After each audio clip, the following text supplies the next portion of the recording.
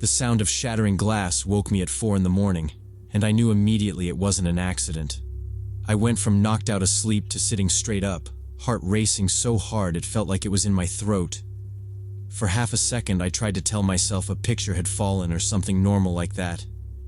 Then I heard metal scrape across the floor, this ugly dragging noise, and any hope that it was nothing just disappeared. I slid out of bed and crept to my bedroom door. I cracked it open an inch and looked into the living room of my tiny rental. Marcus was standing by the entrance, in the dark, surrounded by shards of the mirror that used to hang there. He had a crowbar in both hands like he'd just swung it. His face was red and sweaty, his hair sticking to his forehead, his eyes weird and glassy. He wasn't saying a word, just breathing hard and staring down at the broken glass like it was something he needed to punish. I tried to scream and nothing came out. My throat just closed. My brain was trying to line everything up at once. How he got in, how he even found me, why he was in my living room with a crowbar at 4 in the morning. Then he shifted, and I saw the knife clipped to his belt, the folding one he always used to carry. It was just sitting there like part of his outfit. My whole body went cold in 1 second. I eased the door shut again and pressed my back against it, both hands wrapped around the knob so it wouldn't move. I could hear his boots crunching on the glass. Under all that panic, something else pushed up in my head. 3 nights earlier, my phone buzzing at 3 a.m. with that iCloud email. Your Apple ID has been used to sign in from a new device. I'd shot upright in bed then too, lit only by my screen, convinced some random hacker was about to drain my account. I changed the password immediately, turned on every security thing I could find, then eventually lay back down, telling myself it was dealt with. Let me back up, because none of this really makes sense without the rest. 2 years ago, I moved from Georgia to Portland for Marcus. He was this indie guitarist I'd met when his band played in Atlanta, all talk about building something real in Portland's scene. We started doing long distance, then he asked me to come out, said we'd get a place that he could actually see forever with me. I was 22, bored and stubborn, so I did it. Quit my job, fought with my parents, packed my life into 2 suitcases, and followed him. The first few months were good. We had this tiny apartment, went to shows, stayed up late arguing about music and stupid big plans. I got a bartending job. He played more gigs, talked about the EP they were recording. Slowly it shifted. The band became the only thing he cared about.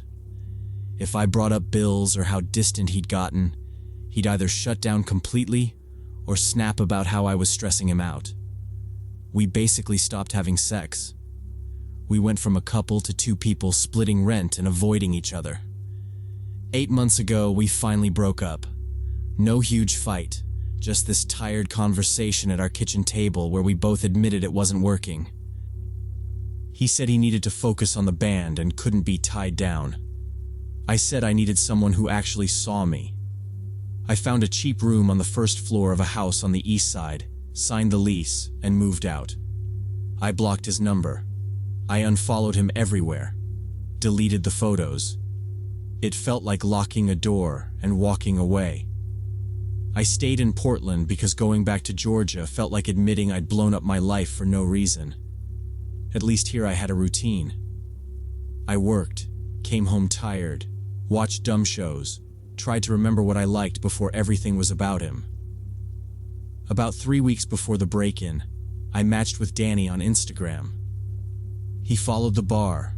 I followed the dance studio he taught at on Burnside. I liked one of his dance reels, he replied with a joke about my concentration face in the background of a friend's video. We started messaging, first here and there, then every night. Danny was easy to talk to. He actually asked about my life and listened.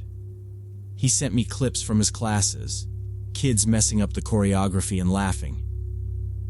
He remembered small details I'd thrown out once at 2 in the morning. Last weekend we finally met in person. We got coffee, walked along the waterfront, talked until my feet hurt. At the fountain, he put his arm around me and we took a selfie.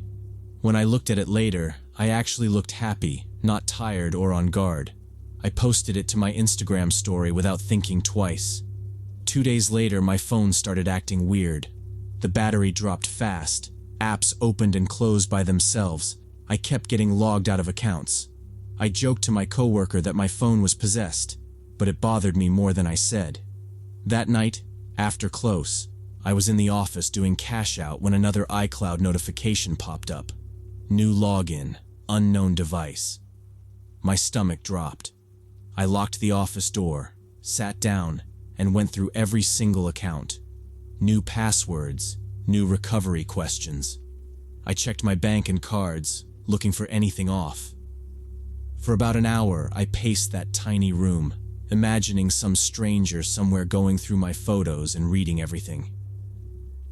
Eventually, I talked myself out of it. I told myself it was just some bot or random script, and I'd already cut it off. I went home and went to bed. What I didn't know was that it wasn't random at all. Marcus had already gotten into my iCloud, gone through my photos, read my messages with Danny, seen our selfie, the locations I'd shared. He'd added my phone on Find My iPhone and had been quietly watching that little dot move between work and home. By the time I locked him out, it was pointless. He'd already saved the address. Now he knew exactly where I lived. Back to the living room at 4 a.m. Marcus said I'd made a fool of him and that I'd thrown everything away for some random guy. Then he started yelling about Danny and calling me a whore. While he ranted, I edged toward my bedroom and felt my phone on the nightstand. When his eyes dropped to my hand, I grabbed it and ran for the bedroom because I knew that was the only chance I had. I planned to slam the door, shove the dresser over, and call 911. Instead, Marcus stepped in front of the doorway and blocked it. He pulled the folding knife off his belt, snapped the black handle open, and pointed it at my chest. He said if he couldn't have me, nobody would, then swung the crowbar with his other hand. I tried to jump back, caught my heel on the rug, and crashed onto the floor. The crowbar slammed down where my head had been and smashed through my laptop on the table. My phone shot out of my hand and disappeared under the coffee table. Marcus raised the crowbar again and yelled that he'd seen my messages and that I'd lied about not seeing anyone. I scrambled around the table, sprinted into the bedroom, and threw my weight against the door. I got the lock turned just as he hit it hard enough to crack the frame. My hands shook so badly I could barely get the window latch to move. The latch finally slid, and I shoved the window up, climbed onto the sill, and went out without looking back. It was a first-floor window, but I still dropped into the bushes and felt the frame slice across my palm. My ankle twisted when I hit the ground and I almost went down, but I forced myself to run. I took off down the street barefoot in pajama shorts and a tank top. Behind me, he screamed my name, but he didn't follow. I ran 3 blocks to the 24-hour convenience store on the corner, shoved the door open, and stumbled to the counter with blood dripping from my hand. The clerk took one look, grabbed the phone, and told me he was calling the cops. The police arrived a few minutes later and kept me in the store while another car went to my place. When they came back, they said Marcus was sitting on the porch of my rental like nothing had happened, the crowbar lying in the grass.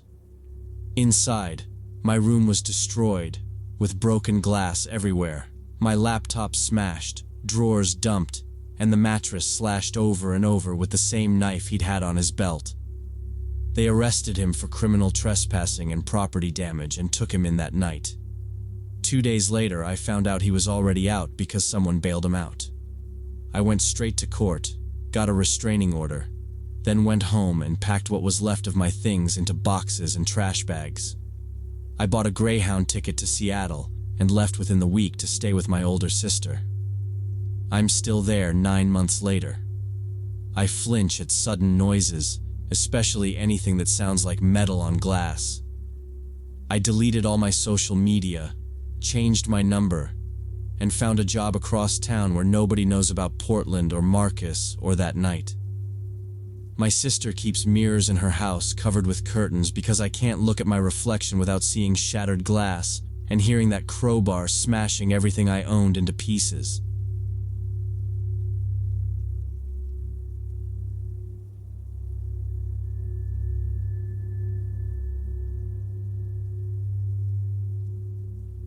It happened 8 months after I left Tyler, on a Tuesday evening while I was locking up the dental clinic where I work.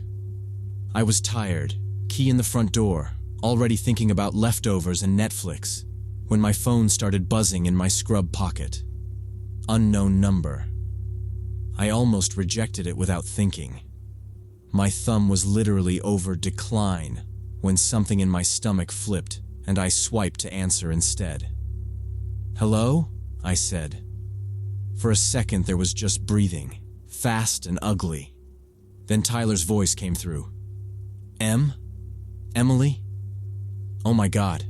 Thank God you picked up." I hadn't heard him in months, but I knew that voice right away. He sounded panicked, talking so fast it blurred together. "I don't know what to do. I just passed this wreck," he said. I cut him off, asked what was going on, and he blurted it out. He said he'd just driven past a motorcycle accident on I-35 near the Round Rock exit. A guy without a helmet hit the barrier, flew off. The bike was twisted up against the concrete. "There's blood everywhere," he kept saying. "Ambulance, cops, people yelling."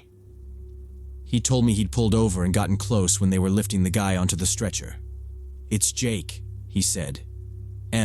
It's Jake. I swear." I told him to stop, that it wasn't funny, and he cut me off, swearing he was serious. He described Jake's bike, the exact color. He mentioned the tattoo on his left shoulder, the one that peeks out under his t-shirts. He said the guy was wearing a black leather jacket with a rip on the right sleeve, the one Jake basically lives in. My legs just went out. I slid down the wall until I was sitting on the clinic floor, phone pressed to my ear while Tyler kept talking about how bad it looked, how Jake hadn't moved, how much blood there was. My chest locked up and I realized I wasn't breathing. Let me explain why this destroyed me so completely. Jake is 28, 4 years older than me, and he's been riding since he was 19. He's careful but cocky.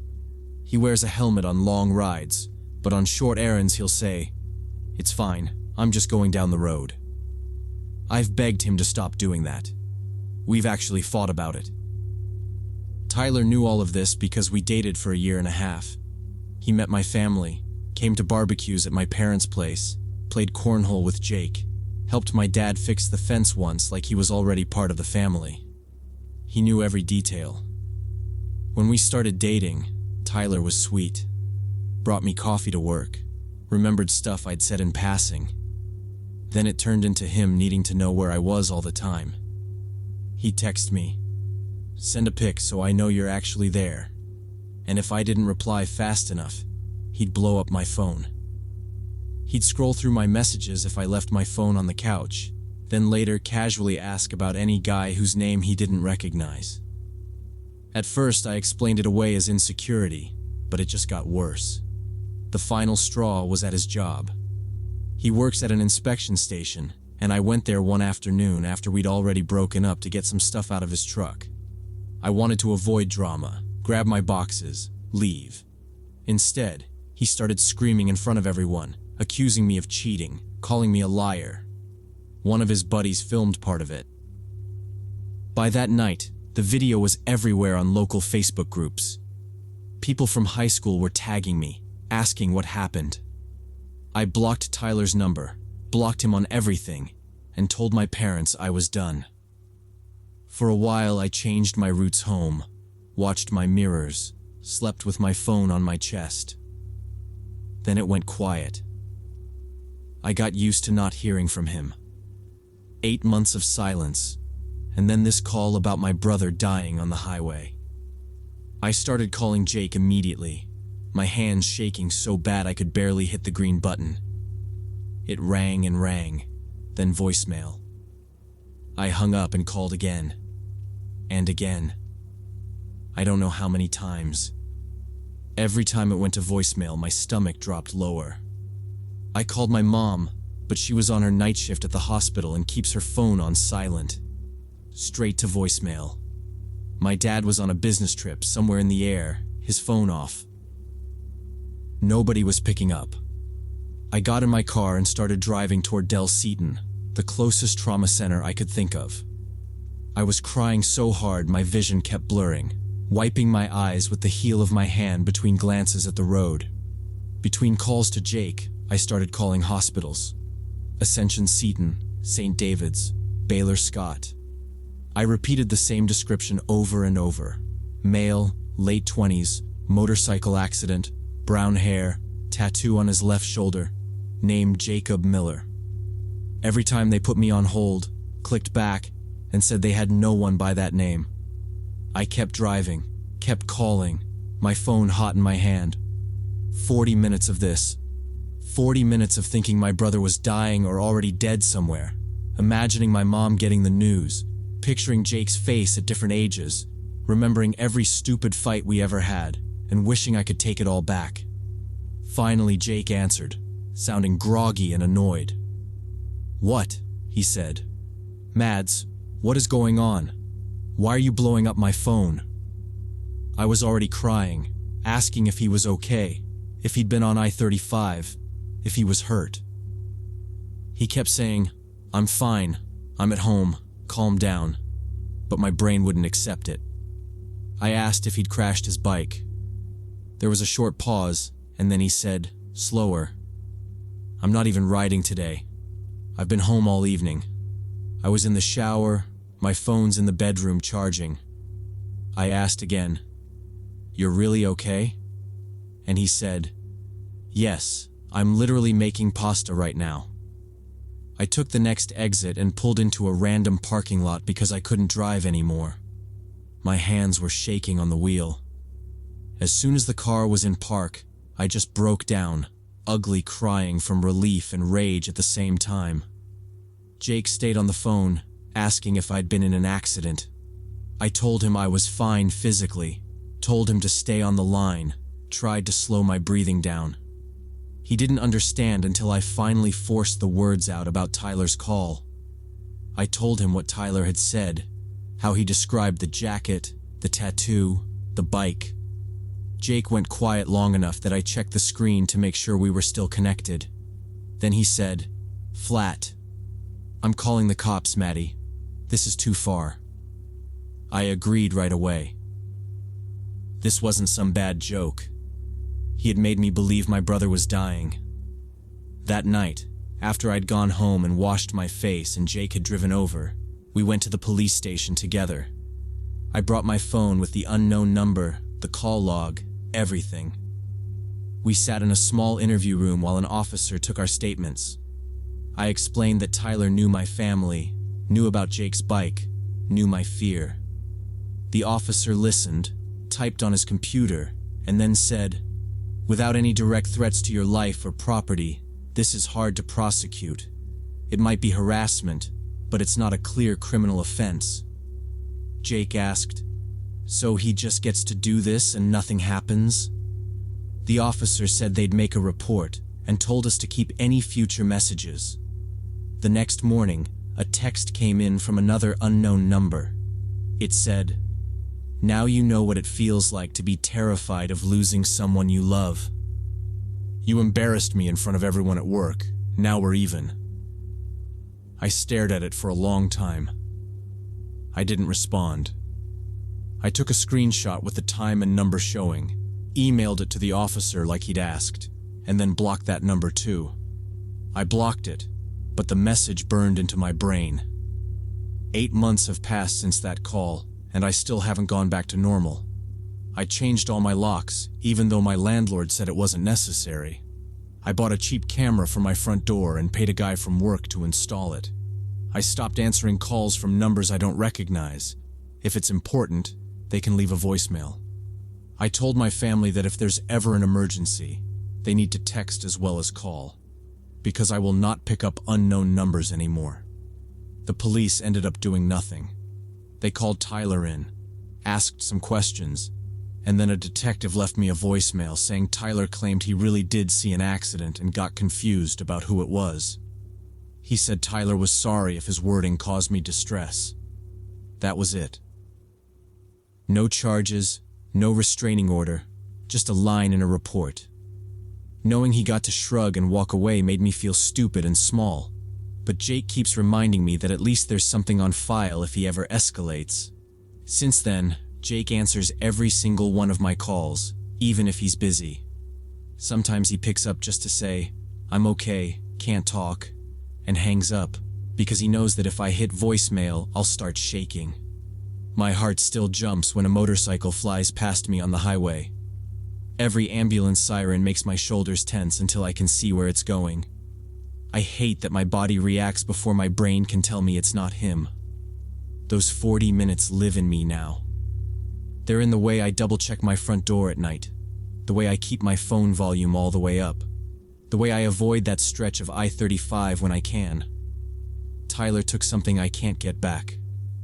The basic trust that someone who said they loved me wouldn't use my worst fear as a weapon. Sometimes I drive past the inspection station and see his truck in the lot, and I have to tell myself out loud to keep going, to not turn in, to not give him any more of my time. But late at night, when I'm lying awake and the house is quiet and sleep won't come, I still hear his voice from that call, panicked and breathless, telling me my brother was dying on the side of I-35.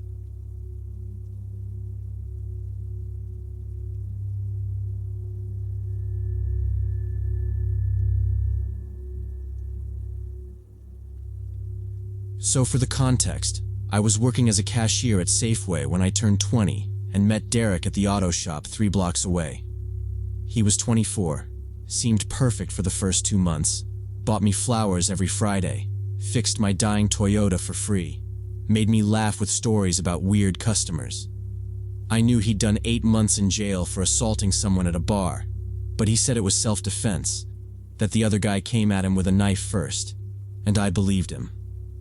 We started dating officially after 6 weeks, and almost immediately he began asking strange questions about my exes, how many there were, who I lost my virginity to, where we went, what they gave me. At first it seemed like normal curiosity, but each time he'd ask for more details, and then get angry at my answers, accusing me of doing too much before him. I didn't understand the logic since he was the one asking. He'd go silent for hours, but then act normal the next day, almost extra sweet, like he wanted me to forget the weirdness. I told myself he was insecure, that he'd calm down once he trusted me more. I even blamed myself a little, thinking maybe I'd worded something wrong or brought up past stuff too casually. Looking back, I can see how stupid that sounds, but at the time I just wanted things to stay good because he could be so warm when he wasn't picking apart my past. I had this dumb habit of not saving contacts in my phone because I used cheap models that kept breaking, and I was too lazy to transfer dozens of numbers every time. I just remembered the last messages and knew who was texting me. My mom, my friend Lexi, my brother, co-workers. It was my way of saving time, but I never thought it would create a problem. One evening in October, I stayed at Derek's place, went to sleep early because I had a 6 a.m. shift the next day. Around 3 in the morning, I woke up to him shaking my shoulder and screaming something, holding my phone in front of my face. I didn't understand what was happening at first. He was yelling about some Jessica and Tyler, pointing at the screen where my messages were open. He decided that all the unlabeled numbers in my chats were lovers, even though Jessica was my cousin and Tyler was a co-worker I'd just traded shifts with. He kept saying I'd lied, that I'd been hiding things, and I tried to sit up and grab my phone, but he jerked it away. I'd never seen him like that. His face was red, veins standing out on his neck, and he kept pacing around the room like he didn't know what to do with himself. I kept telling him those were normal people in my life, not secret boyfriends, but he wouldn't hear any of it. He kept asking why I hadn't saved their names, repeating it like that alone proved something. When I told him again that I just didn't save contacts, he laughed in this way I'd never heard before, like he thought I was insulting his intelligence. I remember sitting there on the edge of the bed, trying not to panic, trying to pick the right words so he'd calm down. But every sentence I said seemed to make him louder and more frantic, and it hit me that he wasn't actually listening to anything. I tried to explain, show him other messages, prove these were family and friends, but he wouldn't listen. Derek grabbed my arm, pulled me out of bed, started shaking me and screaming "whore" right in my face, his fingers digging into my shoulders so hard they left bruises later. I broke free, grabbed my phone and keys off the nightstand and ran for the door. He lunged after me, but I made it outside in my pajama pants and t-shirt with no shoes. I started the car with shaking hands and drove off while he stood on the porch yelling after me. I went to Lexi's place, cried all night, and the next day she drove with me to get my stuff from his house, my clothes, makeup, work uniform, my textbooks from community college. When we got there, the backyard was smoking and Derek had burned everything in a metal barrel. All that was left was ash and melted buttons from my jacket. 2 days later, his sister called me at work, and the second I heard her voice, I knew she wasn't calling for herself. She talked for almost 20 minutes straight about how Derek was actually a good guy, how he just had trust issues from some girl years ago who cheated on him, how he'd never opened up to anyone the way he opened up to me. She kept saying he was devastated, that he wasn't eating, that he'd told their mom he messed up real bad, but didn't know how to fix it. I just kept saying I was busy, that I had customers, anything to end the call without blowing up on her. Before I even got home, his mom called with almost the same speech, except she added that men do stupid things when they're afraid, and that burning my stuff was just the heat of emotion. Hearing a grown woman defend her adult son for literally setting my belongings on fire made something click in me. I realized they'd probably been cleaning up after him his whole life. I told her I wasn't coming back, and that I didn't want contact from any of them. Then I hung up, blocked their numbers, and tried to forget the whole mess. A week later, Anna texted me asking what the hell I was doing. She attached a screenshot where I had messaged her boyfriend at 2 a.m, saying explicit things and asking to meet privately. At first, I just stared at it, thinking maybe someone spoofed my name, but it was my account, my exact profile picture, my exact writing style because Derek used phrases I actually say. I logged in and realized he'd hacked it. I'd barely touched my Facebook in months and never changed the password after the breakup. He'd messaged every single guy on my friends list, including my brother, my boss, even my father. Some of the messages were disgusting, some were just embarrassing, and some were written in this way where it almost sounded like I was bragging about cheating on Derek. I recovered the account, changed everything, wrote apologies that all sounded like excuses no matter how I phrased them, but the damage was already there. A few people were understanding, a few weren't.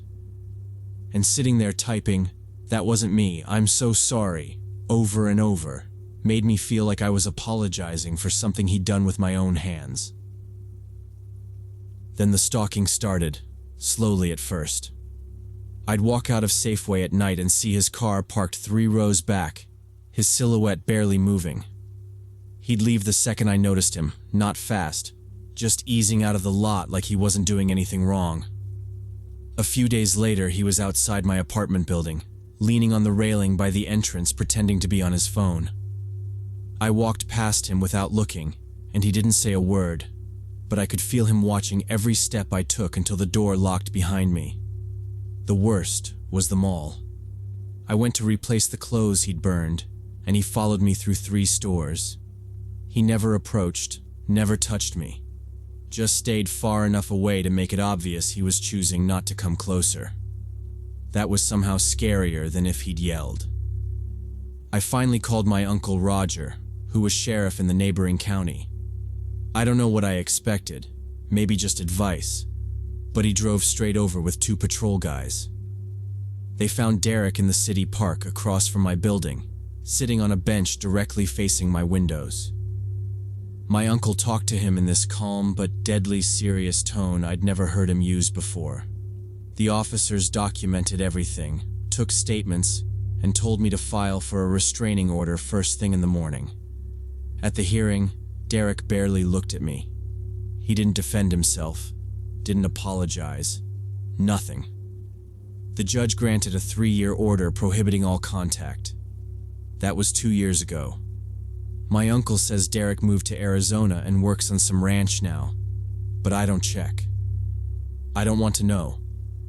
And sometimes, when I think about those 3 a.m. hours with him shaking me awake, screaming with my phone in his hand, I realize how close I came to being one of those women you only hear about after it's too late.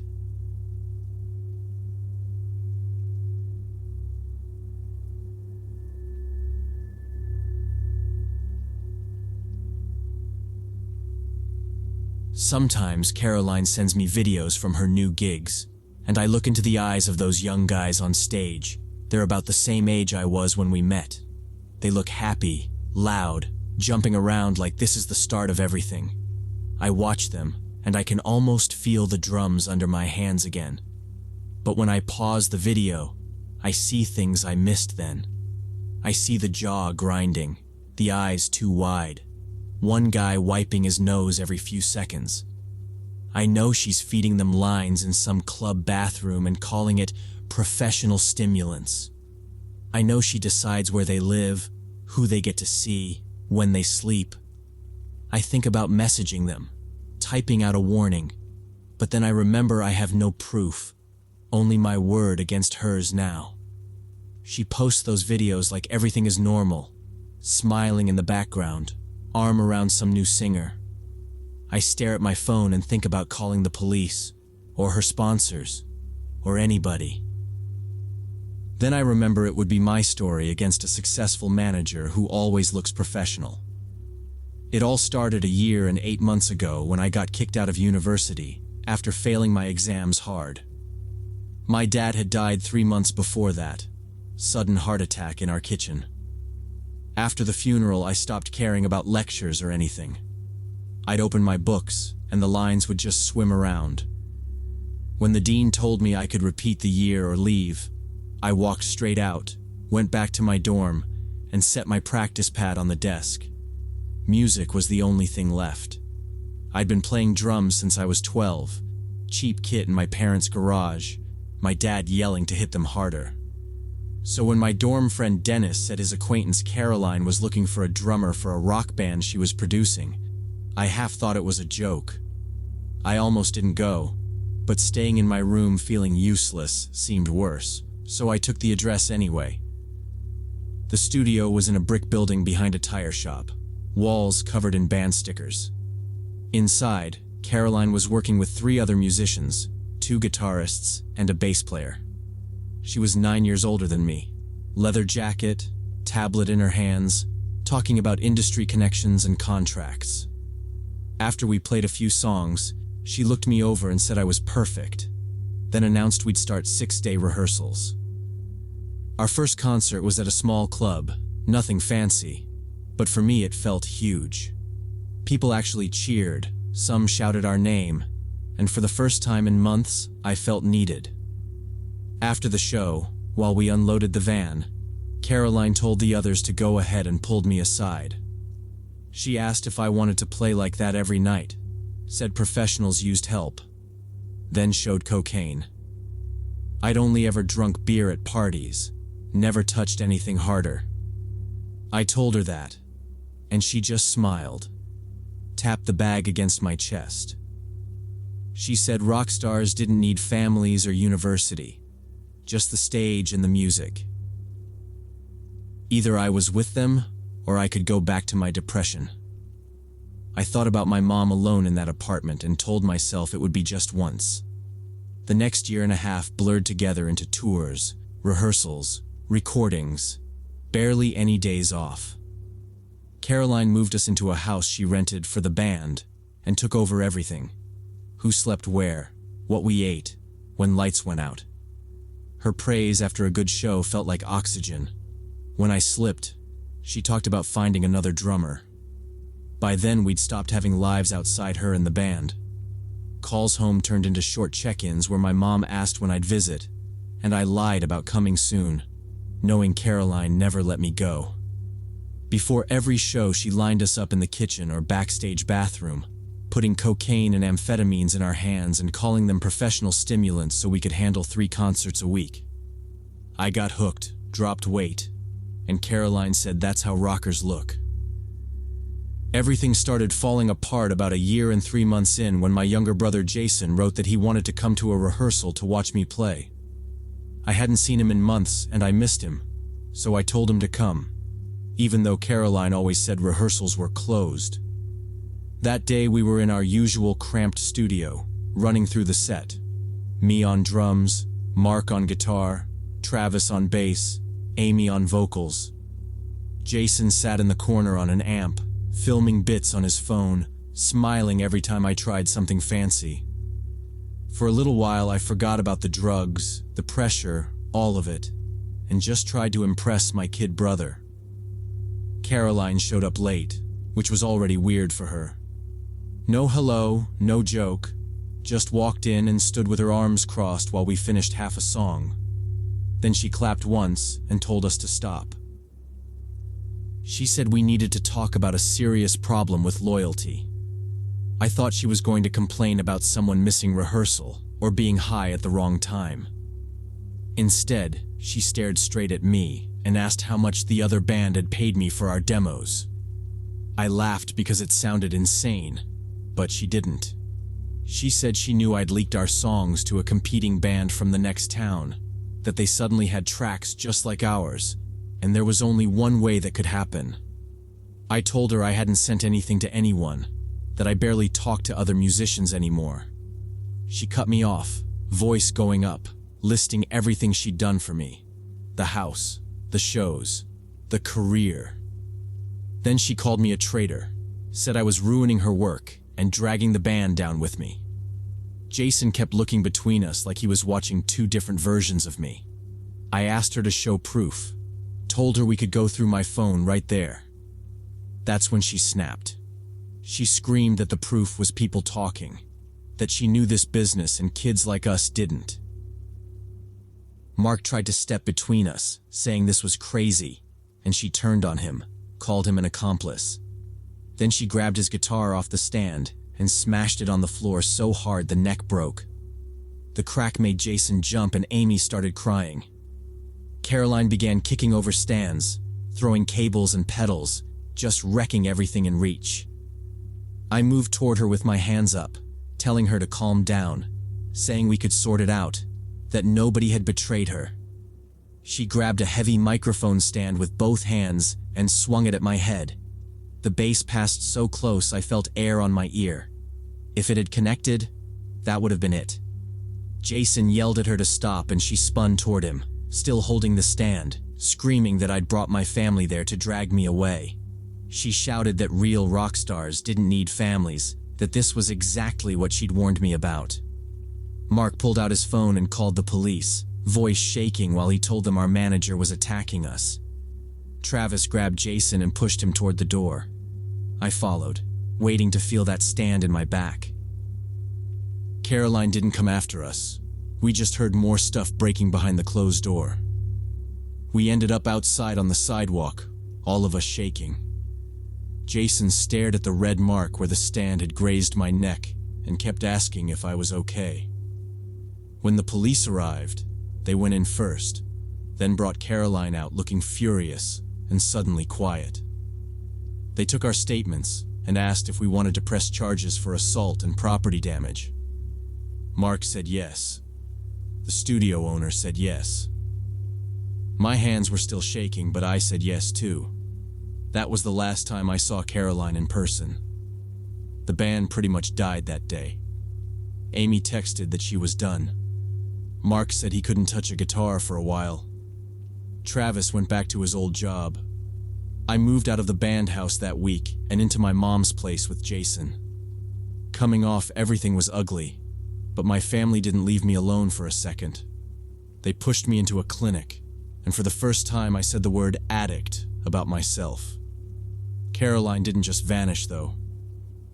A few weeks later, I started getting messages from unknown numbers calling me ungrateful, saying I'd ruined her reputation and stolen her songs. Fake accounts posted that I was a liar who sabotaged the band. I saved screenshots and sent them to the officer who'd given me his card. He told me to block, keep records, and focus on staying clean. I went to meetings, took small jobs, taught drum lessons to kids who reminded me of Jason walking into that studio the first time. Now when her new bands pop up in my feed, or when she somehow still sends me videos of her boys, I watch those kids on stage and feel this heavy mix of anger and guilt, because I know exactly what kind of professional stimulants and control are sitting just off camera, and I know how fast rehearsals can turn into isolation and dependency.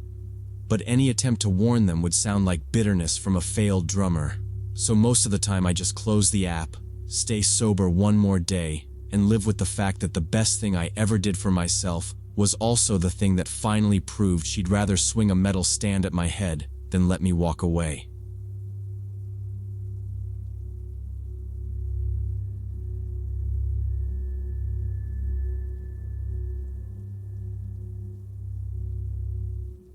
My sister Vanessa crashed into a barrier at 60 miles per hour when her brakes failed on the highway exit. I wasn't there, but when I saw the photos later, I still couldn't understand how anyone walked away from that.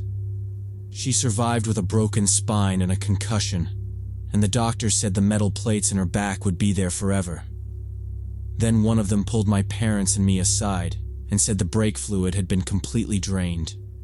Not a leak, not wear and tear, but sabotage. While the police started talking about forensics and cameras and suspects, I already knew who did it. 3 weeks before the crash, I'd broken up with the only person who could have touched that car without raising any suspicion. His name was Marcus Chen, and for a while I honestly thought he was one of the best things that had happened to me. We'd met 7 months earlier when he fixed my Honda Civic at the shop on Broadway. This tall guy with car tattoos on his forearms and a friendly, easy smile. He remembered my name, made jokes about my chaotic glove compartment, and gave me a discount because office managers keep the city running. Back then, I never imagined that the same man could be capable of maiming my little sister just to get back at me. Vanessa spent 3 weeks in the hospital, learning how to move again with metal in her spine, while our family tried to pretend this was just an accident with bad luck. I knew better, and the detectives knew better too once the report came back from the lab. They found cut brake lines and tool marks under the car, proof that someone had drained the system on purpose. Marcus had an alibi from a coworker though, and the cameras around my apartment garage didn't show him anywhere near my parking spot that day. The detective kept telling me they believed he could have done it, but belief wasn't enough to charge someone with attempted murder. But nothing really happened afterward. 2 years later, I was back to juggling meeting schedules and broken printers at the office when a detective called and asked if I still remembered Marcus Chen. My stomach dropped before he even said why. Marcus had been arrested for attempted murder of another woman after her car's brakes mysteriously failed, and this time, they had enough to charge him. The detective said they were reopening Vanessa's case and wanted every detail I could remember about my relationship with him. Talking about Marcus meant going back to those first months when he seemed perfect. He was charming and attentive, offering free oil checks, telling me to drop by anytime, slipping air fresheners into my hand. It felt weirdly flattering. When he finally asked me out to an Italian place downtown, I said yes, because he seemed reliable, like someone who fixed problems. We started dating officially in March, and immediately he offered to be my personal mechanic. He said he'd service my car for free, plus Vanessa's and even my parents' SUV, because family comes as a package deal. Back then, I thought it was generosity, his way of taking care of my family, but it was about control. One afternoon, he told me he wanted to install a diagnostic device under my Honda to save me trips to the shop. I watched him slide under the car with his tools and didn't think twice. A few weeks later, I told him I was driving to Jessica's in Queens, but I stopped at a mall in Brooklyn instead. 20 minutes after I parked, he texted asking why I was in Brooklyn. Later, after comments, he admitted GPS for safety. His jealousy kept escalating. Even after I swallowed his safety excuse completely, he used the tracker to flood my phone whenever I worked late, and then punish me with days of silence. By June, I ended it in a cafe, heard him say I'd used him as a mechanic, then went to work, blocked his number, asked a male coworker for rides, and avoided my car, paranoid for a while. A week after the breakup, Vanessa borrowed my Honda to drive to a job interview because her own car was still at a different shop across town. I didn't see any danger in it. Marcus hadn't called, hadn't shown up at my work, nothing. Once I blocked him, it was just silence. I told myself he'd moved on, and I wanted to believe that so badly that I didn't question it. When Vanessa asked, "You sure it's okay if I take your car?" I joked that my car was probably the safest thing I owned. She left early while I was getting ready for the office. I heard the door close, thought about texting her good luck, then got pulled into an email from my boss, and forgot. About 2 hours later, my mom called me from an unfamiliar number because she was shaking too much to use her own phone. She kept saying, "It's Vanessa, it's the car," and I couldn't get anything clear until a paramedic took the phone and told me Vanessa's brakes had failed on the highway exit, and she'd hit a barrier at high speed. I don't remember the ride to the hospital. I remember the doctor explaining broken spine, concussion, metal plates, and then saying quietly that the brake system looked like it had been tampered with. When the detective walked me through the report later, he pointed out how the drain plug on the brake system had been partially unscrewed, so the fluid leaked out gradually. That way the brakes would still feel normal leaving the house, and then fail when the car was actually moving. "This wasn't an accident in the parking lot," he said. "Someone set it up to fail on the road." My stomach dropped. The car had been outside my building all weekend. Anyone who knew cars could have slid under it. When he asked if anyone had a motive to hurt me, I said Marcus's name immediately. I told them about the GPS tracker, the controlling texts, how he always knew exactly where I was. They pulled his timesheets. His boss swore he'd been at the shop the entire day before the crash while my Honda sat outside my apartment.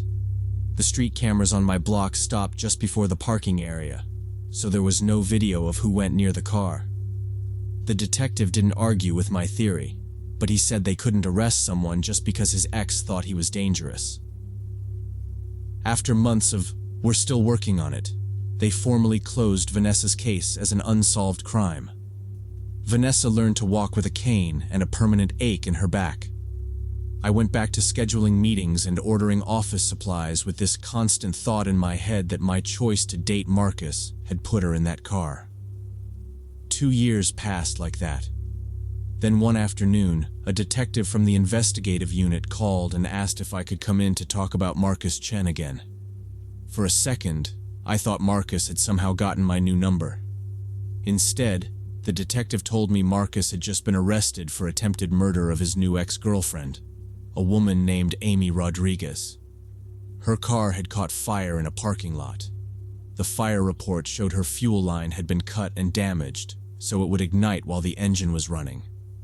Amy told them about the controlling behavior, the way he insisted on doing maintenance on her car, how he always seemed to know where she was. When they searched his garage, they found tool sets, a notebook with names and license plate numbers of different women, and a folder full of printed photos of me taken from surveillance cameras near my house and job. Some were from before the breakup, but some were months after I'd blocked him.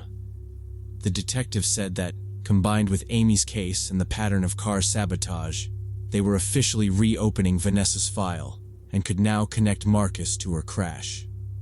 Marcus is in jail now waiting for trial, charged with 2 counts of attempted murder and stalking. and the prosecutor is asking for 15 years. That same day, I went to Vanessa's apartment and told her everything.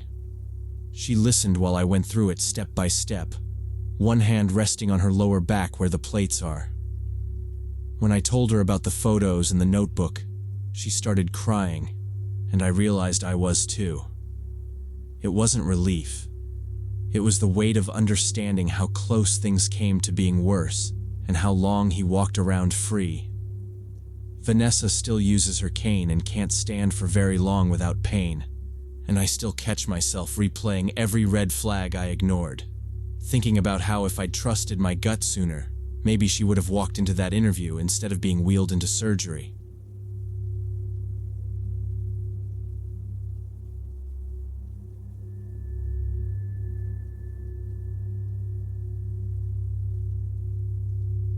I woke up to my car alarm going off at 2 in the morning and looked out my window to see everything looked normal on the parking lot. No people, no smashed glass, just my Honda blinking and screaming. I tried locking and unlocking it from upstairs and nothing changed. Thinking about angry neighbors, I went down in pajama shorts and a hoodie to shut it off before someone complained. The lot was empty. I hit unlock as I walked up. When the lights flashed, I saw a shape on the back seat. The next flash showed a face. Kyle was curled up there, shoes off, hugging my black work jacket that I'd left in the car, my name tag pressed against his mouth like he'd pulled it close in his sleep. The doors had been locked. I knew I'd locked them. I always checked twice from my window. That detail hit harder than seeing him. I froze a second. Then every part of me wanted distance. I backed away to the building door, propped it open with my hip, and called 911. "There's a man sleeping in my car," I whispered. "I know him. He isn't supposed to be there." When the dispatcher asked who he was, I said, "My ex-manager, my ex." Waiting, I watched my own car like it might suddenly move. Kyle rolled onto his side and squeezed my jacket like a pillow, totally relaxed.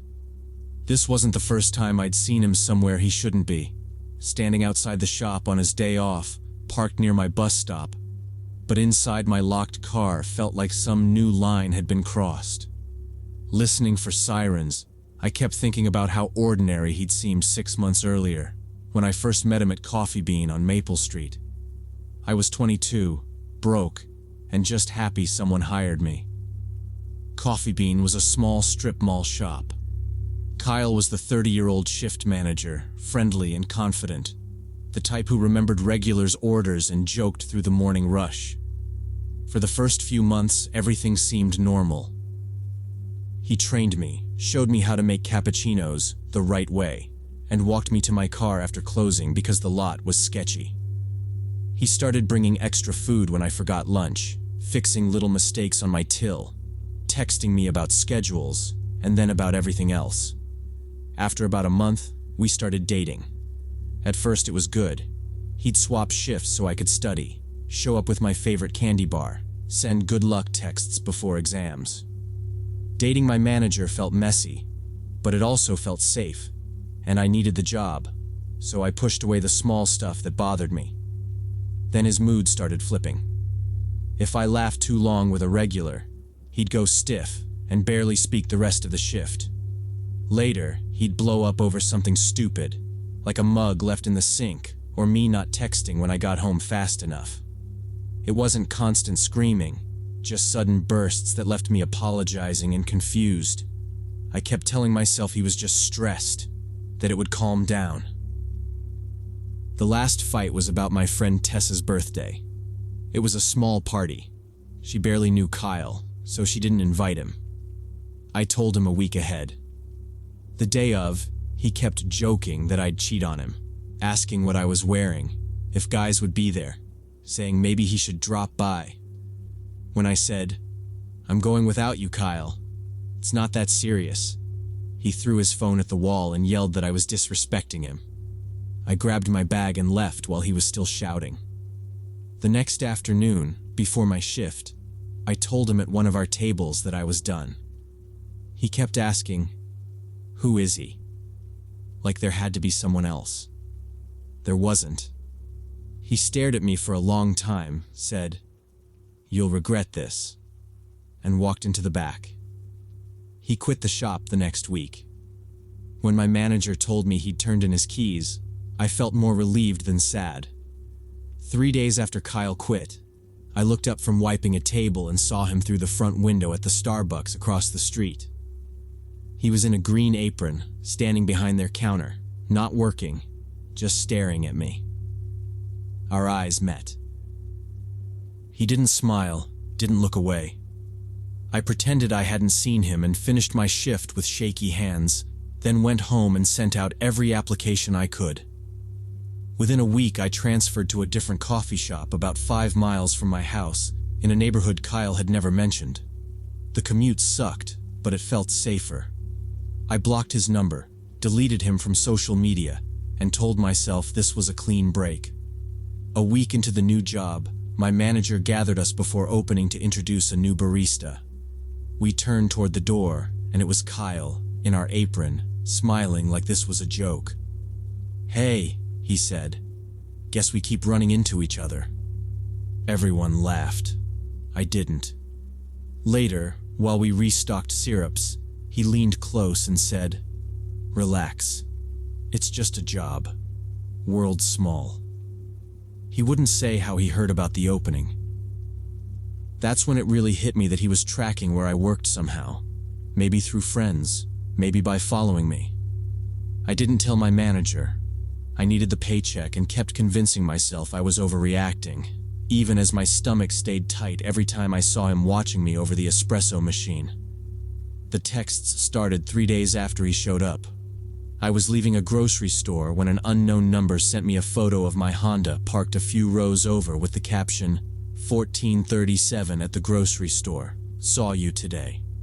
I turned in a slow circle in the lot, heart hammering, but everyone around me looked like ordinary strangers. After that, the photos came almost every day. My car in front of my new shop, my car outside my apartment, me unlocking my door or crossing the street. Always with some short line like, "Saw you today," or "You looked great in that blue shirt." I changed coffee shops 2 more times over 2 months, and Kyle showed up at each one within days, once as a transfer my manager introduced like it was normal. My roommate Tessa started picking me up and finally said, "He's not guessing, he's tracking you." She told me to check my car, including underneath. That night we went down with her flashlight, looked inside, then she reached under my rear bumper and pulled out a small black GPS tracker stuck on with a magnet. She took a couple of pictures and said, "We're going to the police." The desk officer looked at the tracker, my photos and the car texts, and wrote a short report. Then he said that without proof, Kyle specifically put it there. No fingerprints, no video. They couldn't do much. But I should save everything and file for a restraining order if it kept happening. I filed for a temporary order that afternoon and still had to show up at my new job at Pete's Coffee across town. The next morning I walked in for my opening shift and found a plain cardboard box at my station with my name on top. Inside was a broken white ceramic mug with pieces of an old Instagram photo of me and Kyle glued to the shards and a note that said, "You broke my heart, but I still love every piece." My manager saw it, took the box away, and called the cops. When they pulled the hallway camera for the back door, the video showed Kyle coming in at 6 in the morning, when the shop was closed, walking straight to my station, setting the box down, looking into the camera, and leaving. That video, plus the tracker and all the car photos, finally made them treat it like stalking. A detective helped me redo the paperwork with everything included, and the judge approved a temporary restraining order and set a hearing date. After the police pulled Kyle out of my car that night with the alarm going, he kept blinking and telling them he just wanted to smell her scent to fall asleep. I told the officers, "That's Kyle. I have a restraining order." They searched him and found a duplicate set of keys to my Honda in his pocket, copies he'd made when we were dating. They arrested him for violating the restraining order and trespassing in my car. He posted bail 2 days later, just like the detective warned might happen. At the hearing, his lawyer said Kyle was emotionally unstable after the breakup, that he'd fixated on me, that he was in counseling and hadn't meant to scare me. I sat there while they tried to turn months of tracking and break-ins into a bad breakup story. The judge didn't accept all of it. He turned the temporary order into a 2-year restraining order with a 100-yard distance requirement and specific no-contact rules, including through other people. About a month later, an old coworker texted that Kyle had moved to Oregon and gotten a tech job. After that, I changed my locks, my car, my phone number, and locked down everything online. But every year on the anniversary of our first date, I still get a letter sent through a law firm with just one sentence inside. The last one came 3 weeks ago and said, "I still think about you." And I realized I opened it the same way I get into my car now, already scanning the lot and the back seat and thinking about still shutting the door and locking it.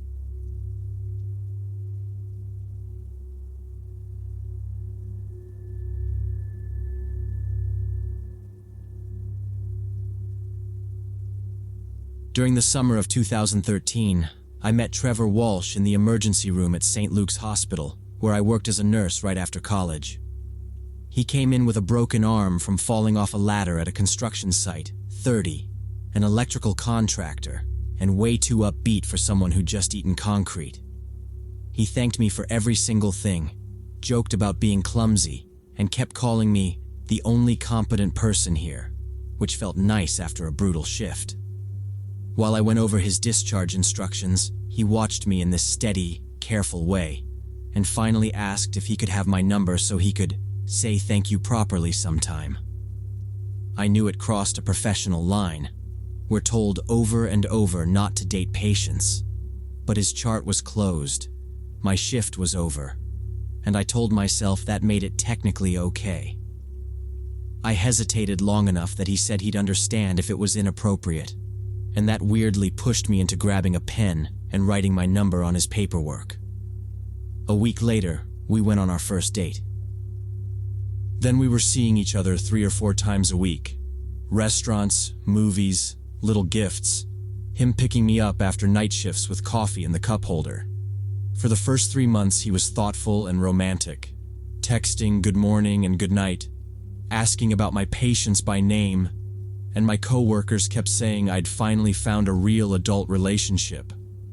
The way things changed was slow enough that I didn't label it as controlling.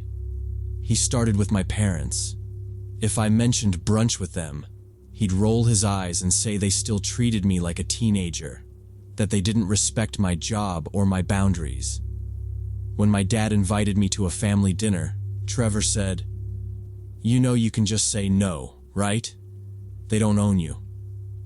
If I went, he'd get quiet and withdrawn for the rest of the night. If I canceled, he'd instantly be affectionate again. Then it moved to my friends. Sarah, my best friend since freshman year, became a bad influence who liked you better when you were a mess. My coworker Daniel was obviously in love with you, and keeping him in my life was, according to Trevor, disrespectful. Anytime I mentioned drinks after a shift or a birthday thing, Trevor would ask why I wanted to waste time with people who only used me. He didn't yell. He acted hurt, said he just wanted me safe, told me he was the only one who really understood me. By around 6 months, I was letting texts pile up, sliding out of group plans, realizing I hadn't seen Sarah face to face in weeks because every attempt turned into a 2-hour argument. Around that time, he suggested we open a joint account for convenience, since we were always together and basically living like we're married anyway. I was exhausted from nights. It sounded practical, and I made a little more than him, so I let him talk me into it. Slowly, his bills started landing on my card. Groceries, gas, then his truck payment, just this month, while he waited on a client.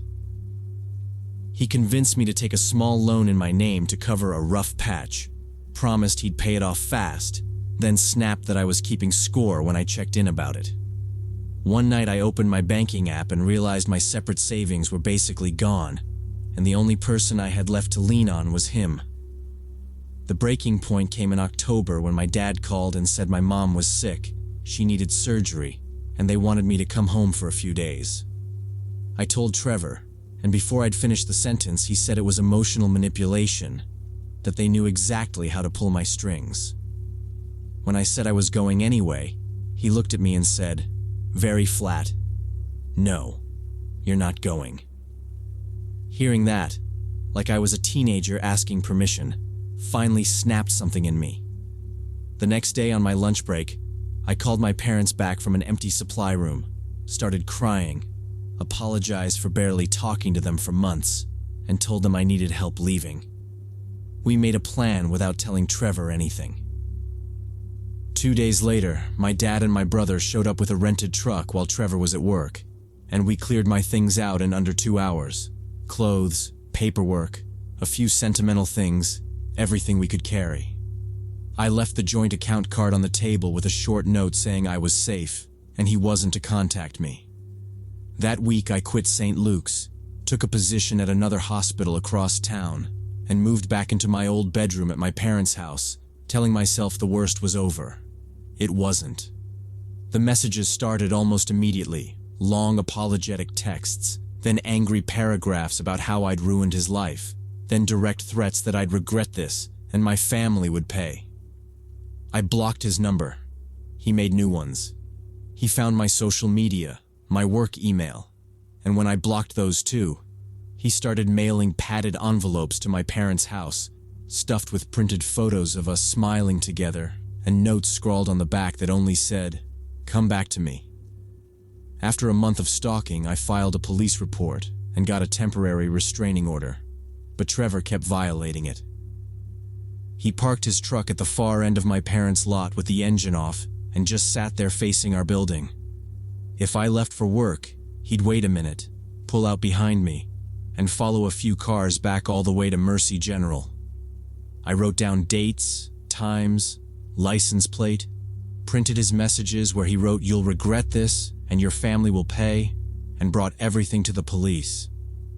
The officer updated the report but told me it was mostly a civil order, that unless he damaged property or touched me, they were limited. Walking home afterward and seeing his truck again near the corner, I realized the paper didn't actually stop him from anything. One afternoon on a day shift at Mercy General, I was passing meds when the unit clerk answered a call and looked straight at me. She covered the receiver and asked if I was expecting any family, saying security had someone downstairs insisting they were related to me. My parents sometimes surprised me with food, so I told myself it was probably them and said I'd run down for a minute. I asked my coworker Jenna to come with me, because with everything going on, I didn't like walking into the lobby by myself. When the elevator doors opened, I saw Trevor standing near the entrance in a white medical coat that didn't fit, with a fake badge clipped to the pocket. When he saw me, he smiled too wide and called out, "There you are. I've been waiting, like this was some normal visit." I stopped, grabbed Jenna's arm, and whispered that he was my ex, that I had a restraining order, and she needed to get security right now. She didn't argue, just turned and walked fast toward the desk while I stayed where I was, trying not to show how scared I felt. I told Trevor he needed to leave, that he wasn't allowed near me or the hospital, and that security was already on their way. His face shifted, and he started walking toward me, talking louder, saying he had tried to do this nicely, and I kept ignoring him, that my family had turned me against him. Then he reached into the coat pocket, pulled out a kitchen knife with a dark handle, and held it up so I could see it clearly. People nearby began backing away, and I put my hands up and kept backing toward the elevator, telling him over and over to put the knife down. 2 security guards rushed in from the side hallway, yelling for him to drop it and get on the ground, but he barely glanced at them and took another step toward me. One guard fired the taser, and Trevor's body locked up before he hit the floor, the knife sliding away across the tiles. They arrested him in the lobby. Security walked me to an office, told me to go home, and asked my supervisor to give me a few days off. Now he's in county jail awaiting trial for assault, trespassing, stalking, and violating the order. The prosecutor told me they won't offer a light deal and are asking for 5 to 7 years. I have a 10-year restraining order. The hospital now scans badges at the door, and my parents insisted I stay with them for a year. I'm in therapy, rebuilding friendships, and I refuse to ignore red flags.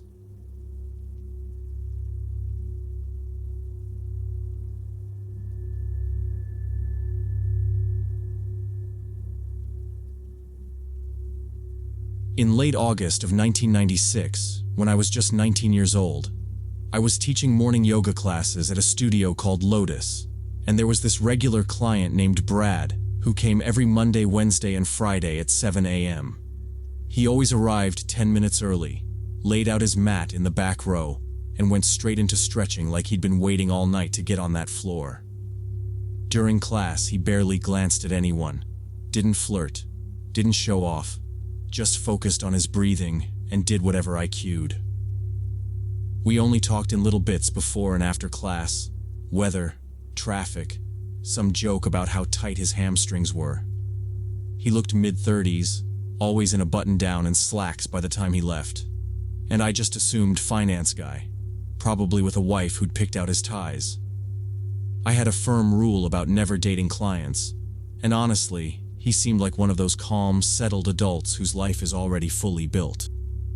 That picture cracked one Wednesday when everyone else had driven off, and I walked out to the parking lot and saw Brad still sitting in his car with his head down, engine off, not moving at all. At first, I told myself to mind my own business. People came to yoga to deal with their stuff, and sometimes that meant crying in the bathroom for a few minutes. But 5 minutes turned into 10, and he hadn't even put the keys in the ignition. His shoulders were trembling, hands tight on the wheel, and the whole scene felt wrong enough that I couldn't just walk past. I went over, tapped on the glass, and he jerked like I'd scared him awake. When he looked up, his eyes were red and wet, and there were tear tracks all down his face. I asked if he was okay, and he rolled the window down a couple inches, mumbling that he was fine. He just had a rough morning. His voice was wrecked, though, and when I said he didn't look fine, something in his face just folded. He told me his fiancée, Christina, had broken off their engagement 3 weeks earlier after 4 years together, wedding booked, deposits paid, all of it.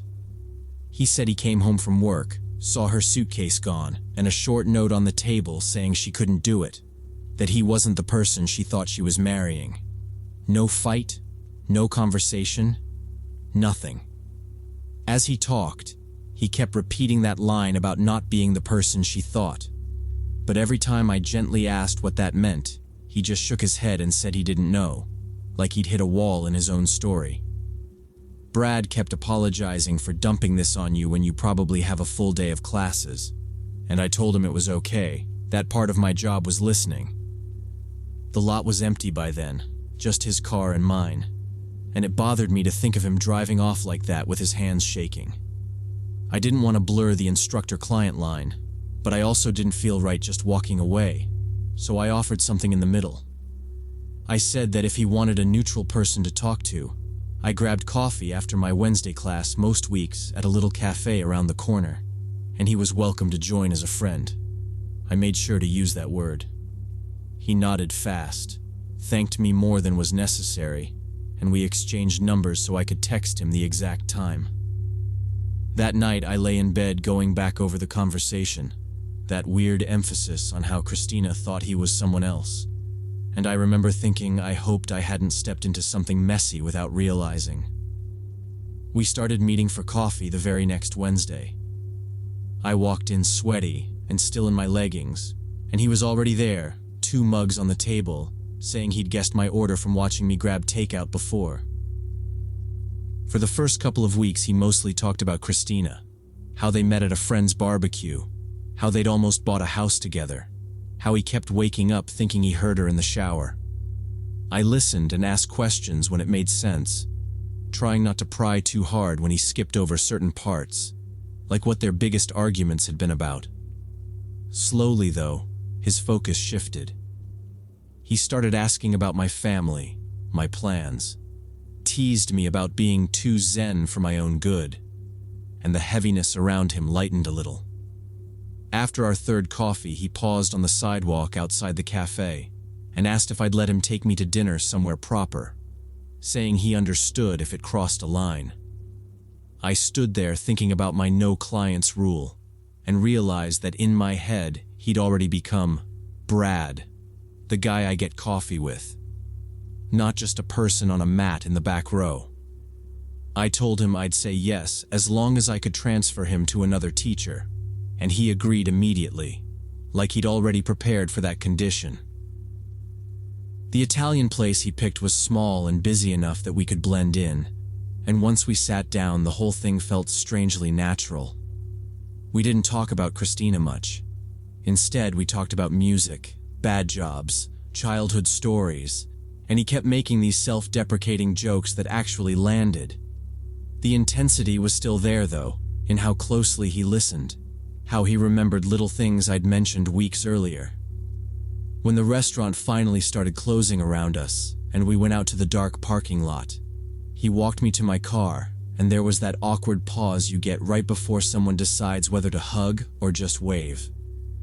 He leaned in slowly enough that I could have stepped back if I wanted to. I didn't. I kissed him back, and it felt simple and obvious, like something that had been happening in slow motion for weeks and finally caught up. After that, we started calling it dating without having some big official talk. He stopped coming to my classes and signed up for a different instructor, and on weekends, he'd bring an overnight bag to my tiny apartment. We fell into a routine fast. Friday nights cooking something basic in my little kitchen, Saturdays sleeping in, walking to the farmer's market, then collapsing on the couch with movies he insisted I had to see. On Sunday evenings, when he started getting stressed about work again, we'd end up lying in bed talking about half-serious future plans. Nothing heavy like rings, just ideas about trips and where we might live someday. Brad talked a lot about wanting to travel with me, to take real time off instead of quick business trips. One night he said he wanted us to go to India together the next year, that he'd love to see where all this yoga stuff comes from with me. I told him I'd always dreamed of a yoga retreat in Rishikesh, and he smiled and said we'd make it happen. About weeks into dating, we planned a national park weekend. I suggested a canyon trail from childhood with viewing platform. Brad liked the idea and joked I was rescuing him. We left early Saturday, talking over bad coffee the drive. He seemed relaxed, tapping the wheel, laughing about office drama. The hike started fine, crowded and quieter as we climbed.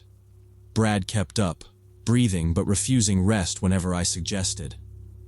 We paused once to photograph the canyon and the river. At the overlook, he leaned on the rail like posing. I asked another hiker for a photo, then took selfies. I hugged him, said I was glad we came today. It felt like a real relationship, not flirting after class. So I mentioned meeting his family, inviting his mom soon. I said dinner month might be nice, nothing serious or... It honestly felt like a normal step after 6 weeks. His face changed fast, it felt like watching someone else. His smile vanished, jaw clenched, and his eyes went flat. "Why do you need to meet my family?" he asked. His voice was slow and careful, like word was measured. My stomach tightened and my hands shaking before I answered. I told him I didn't need to, just thought so.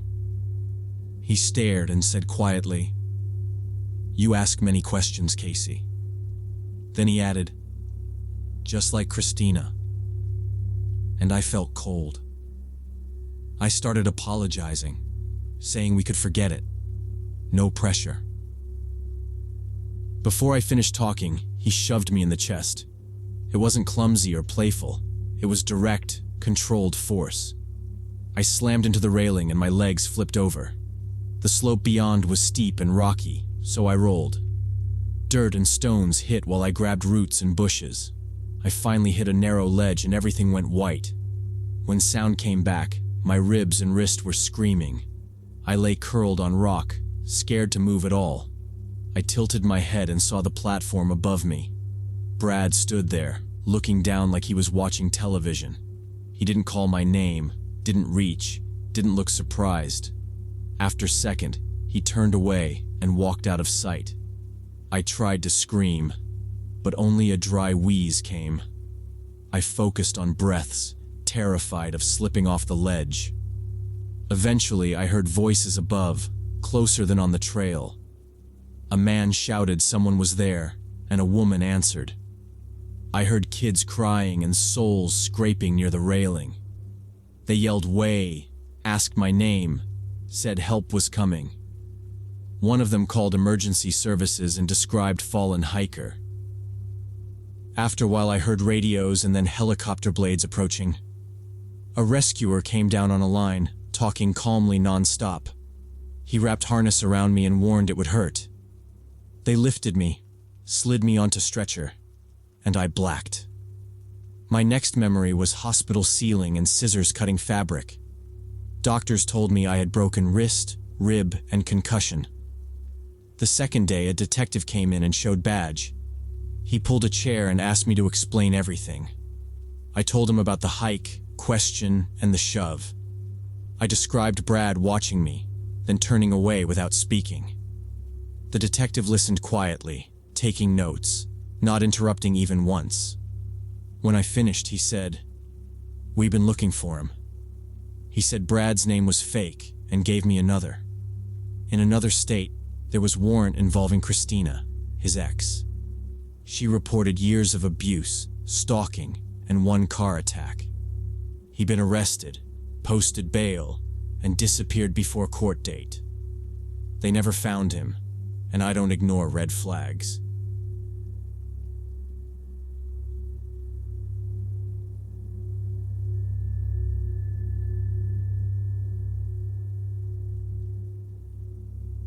Way back in 2005, I was a 19-year-old lad living in Sheffield when I met Victoria at the teleservices call center where I handled insurance claims, and she worked in sales one floor up.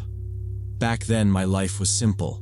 Shared flat, cheap lager on weekends, Xbox in the living room, and long shifts listening to angry people shout about car accidents. Victoria was just this girl I'd see power walking through the cafeteria with the sales lot, always smirking at something on her phone, always looking like she was in on a joke no one else knew. We ended up on the same smoking break one day, even though I didn't really smoke. I was just outside with Jason pretending. She nodded at my headset lanyard and said, "Claims, yeah?" Glorified punch bag, then grinned. I shot back that sales were professional liars with commission targets. She laughed, I laughed, and that was it. We added each other on the internal chat and started sending memes and stupid links between calls. For a couple of months, we were just work friends. Lunches in the cafeteria with Jason and Tina and a few others, complaining about callers, sometimes a big group of us going for drinks after work. One night she suggested we try going out just the two of us. I liked her. I was 19. So I said yes without thinking. After that first date, things moved quickly. Within a couple of weeks, we were calling each other boyfriend and girlfriend. She was staying over most weekends, and at work, she'd perch on the arm of my chair, leaning over my screen to help with tricky claims. Almost straight away, she began making comments about my work friends. "Jason jokes about women too much, don't you think? Tina touches your arm every time she laughs." She said Carlos had looked at her funny in the break room, like he was judging her. At first, I treated it like gossip, rolled my eyes, told her she was overthinking. Then about a month in my kitchen while we were making pasta, she went quiet and said, very calmly, "You don't need these people. They're using you to feel better about themselves." I didn't want arguments at work, and I hate conflict. So after that conversation, I started turning down pub invites, saying I was tired, or we already had plans. Within a month, I was eating every lunch with her, either tucked into a corner of the cafeteria or sat in her car in the car park. If someone swung by my desk to ask if I was coming out, I'd point upstairs and say, "I'm with Victoria." People stopped asking. Office parties came and went, and I'd hear about them on Monday like they'd happened in some other company. At the time, I told myself it was fine, that I'd just grown up a bit and didn't need the banter anymore. The worst of it didn't start at work, though. It started with my family. I'm the older brother. My little brother Danny's 2 years younger than me, and back then, he was working as a courier, bombing around the city on a bike delivering packages everywhere, including some rough estates. After a few months with Victoria, I made what I still think of as one of the biggest mistakes of my 20s. I brought her to a family dinner. It was meant to be this nice, grown-up thing. Introduce her properly to Mum and Dad, let Danny meet her, show her I was serious. Mum fussed over the food, Dad made rubbish jokes, Danny rolled his eyes. Victoria was polite, a bit quiet, answering questions about work. Then halfway through, while everyone was mid-mouthful, she said, in that same calm voice, "I'm a bit worried about Danny, actually. I think he might be using heavy drugs." The room just stopped. She went on to say she'd seen him a few times in an area known for heroin dealing, and that he'd looked jumpy. Danny exploded, swore it was just part of his courier route, pointed out that he delivered to offices and flats everywhere. Good areas, bad areas, that's literally the job. He called her a liar, told her she was insane. Mum went white. Dad tried to calm them both down, but you could see him looking between them, weighing it up without meaning to. The fallout lasted weeks. Mum started interrogating Danny after every shift, sniffing his clothes, asking if there was something he needed to tell them. Danny blamed me for letting that psycho into the family and barely spoke to me. Dad said straight away he believed Danny, but Mum had doubts, and they didn't really go until Danny did a voluntary drug test 2 months later, just to shut it all down. Even then, dinners felt tense. Victoria would smile and act like nothing had happened. Danny barely looked at her and, honestly, barely looked at me. By that point, I was already struggling with the relationship, but I still might have dragged it out if Evan, my flatmate, hadn't sat me down one Sunday morning looking like he was going to be sick. We were sharing a flat to save money, and he'd never liked Victoria much, so I assumed it was about bills or something broken. Instead, he said, "Mate, I've messed up," and told me he'd been sleeping with her. He showed me the messages on his phone, explicit stuff, dates that lined up perfectly with nights she'd told me she was at her mum's. It had obviously been going on for at least a month. When I confronted her, she didn't even try to deny it. She just shrugged and said she'd been looking for someone who truly understood her, like that was a reasonable explanation. I told her I was done, that I didn't want to see her or hear from her again, and asked her not to contact me in any way. She called me dramatic, stormed out, and that was it. A week later, someone mentioned she'd quit teleservices. I took it as a clean break, and honestly thought that was the end. About 3 months after the breakup, I started seeing Ashley, a girl from the gym. She was calm, kind, worked as a nurse, the complete opposite of Victoria energy-wise. We kept things low-key, coffee, walks, films at mine. About a week in, Ashley turned up at my place looking upset, her phone in her hand. "I need to ask you something," she said, and showed me a LinkedIn message from an anonymous profile with no picture. It read, "You're dating a guy who abandoned his pregnant girlfriend. Think twice." My stomach dropped. It was an outright lie, but I could see the doubt in her face. I told her the whole story about Victoria, about the cheating, the weird stuff with my family, everything. Ashley listened, nodded, said she believed me, mostly, but that she really didn't want drama in her life with the shifts she worked and her own family problems. 2 days later, she texted to say it was better to end things before it got serious. I couldn't even blame her. She barely knew me. Then it happened again. I met Megan on a night out, then later Nicole through friends of friends. Both times, about a week or two into dating, some blank account on LinkedIn or Instagram would message them. Different lies each time, but same style, no photo, weirdly formal language, always something designed to make me look dangerous or unstable. Each girl pulled away after that, gave me some version of, "You seem nice, but I don't want any drama." Sitting alone one night, scrolling through dead chats and screenshots they'd sent me, I realized Victoria was somehow tracking my relationships and actively destroying them. The scariest thing happened on a Wednesday evening when I was leaving the gym. The parking lot was almost empty, with few cars. I was walking toward my Jeep when I heard quick footsteps behind me, getting closer. I turned and saw Victoria running straight at me with a small dumbbell in both hands. Before I even finished saying her name, she swung it into the side of my head and I dropped onto the asphalt, blood running down my face. She stood over me with the dumbbell raised again and screamed, "You ruined my life. You deserve to suffer like I'm suffering." Before she could swing again, somebody crashed into her, and the weight bounced on the ground next to my arm. It was Joe, the gym security guard, who'd heard the screaming and run outside. Joe grabbed his radio, called for police and an ambulance, then knelt next to me and pressed something over the cut on my head. The ambulance took me to the hospital, where they cleaned the wound, put 7 stitches in, and told me I had a concussion.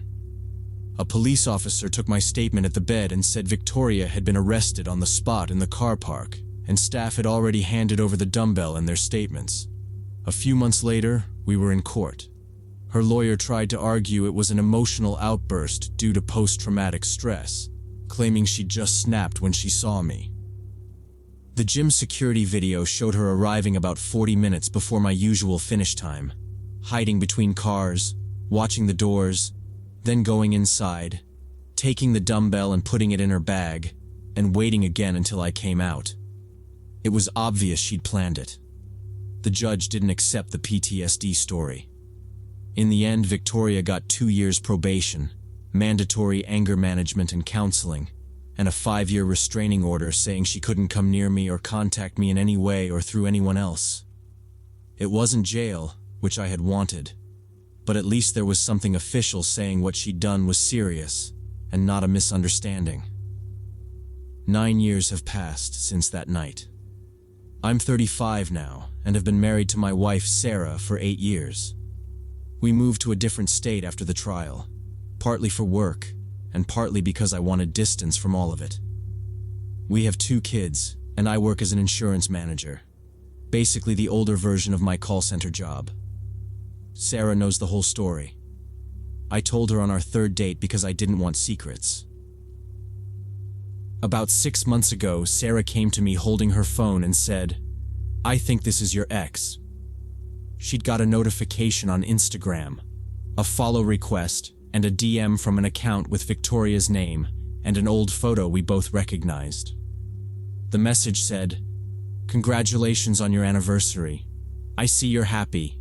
Here are some photos for memory," followed by screenshots of old messages between me and Victoria. Sarah hadn't replied. She just asked again if it was her, and when I said yes, she blocked the account. We went to the local police station with screenshots and my old restraining order paperwork and showed everything to the officer on duty. He read it and said that technically it wasn't a clear violation because Victoria had contacted my wife and not me, and my name was the only one listed, but told us to keep records and come back if anything else happened. We increased privacy on all accounts, and it's been quiet since then.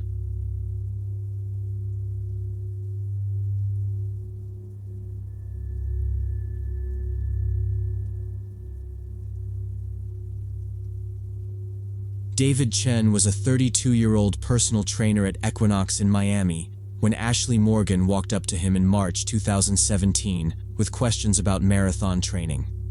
She was 29, recently moved from Atlanta, worked as a real estate manager, and seemed like the perfect client. Ambitious, polite, very clear about wanting results. He suggested 3 sessions a week to build strength and mileage, and she agreed immediately, putting her card on file and booking months of appointments in advance. From day one, she stayed a few minutes after each session, asking about his background and talking about her own move and career. Those extra minutes stretched out. While David wiped down benches or checked his schedule, Ashley lingered nearby, stretching and asking about his family, dating life, and long-term plans. She shared details about her ex in Atlanta, long hours at her firm, and wanting to finally take myself seriously. By June, they had moved from coffee after workouts to rooftop dinners and weekend beach days. Within a few weeks, they were calling it a relationship. Friends told David he'd found the ideal girlfriend, successful, attractive, and apparently devoted to him. He posted photos of their meals, beach trips, and nights at her Ocean View apartment, tagged her in stories, and introduced her to co-workers without reservation. For several months, everything looked normal from the outside. Ashley texted often, checked in about his day, and sometimes complained about how much time he spent at the gym, but nothing seemed alarming. If she wanted his schedule in detail, it felt like interest. If she asked who he was training, he assumed she just liked hearing about his day. David was used to close contact with clients and co-workers and didn't see a reason to be guarded. He let her scroll through his phone to show her memes and didn't think twice about typing his Instagram password in front of her. By fall 2017, his work life started getting strange. Posts on his Instagram that featured female clients, progress photos, race pictures, even group shots, began attracting crude, insulting comments from anonymous accounts. The remarks were personal and uncomfortable enough that several clients asked him directly what was going on. When he clicked the profiles, they were blank and disappeared a few days later.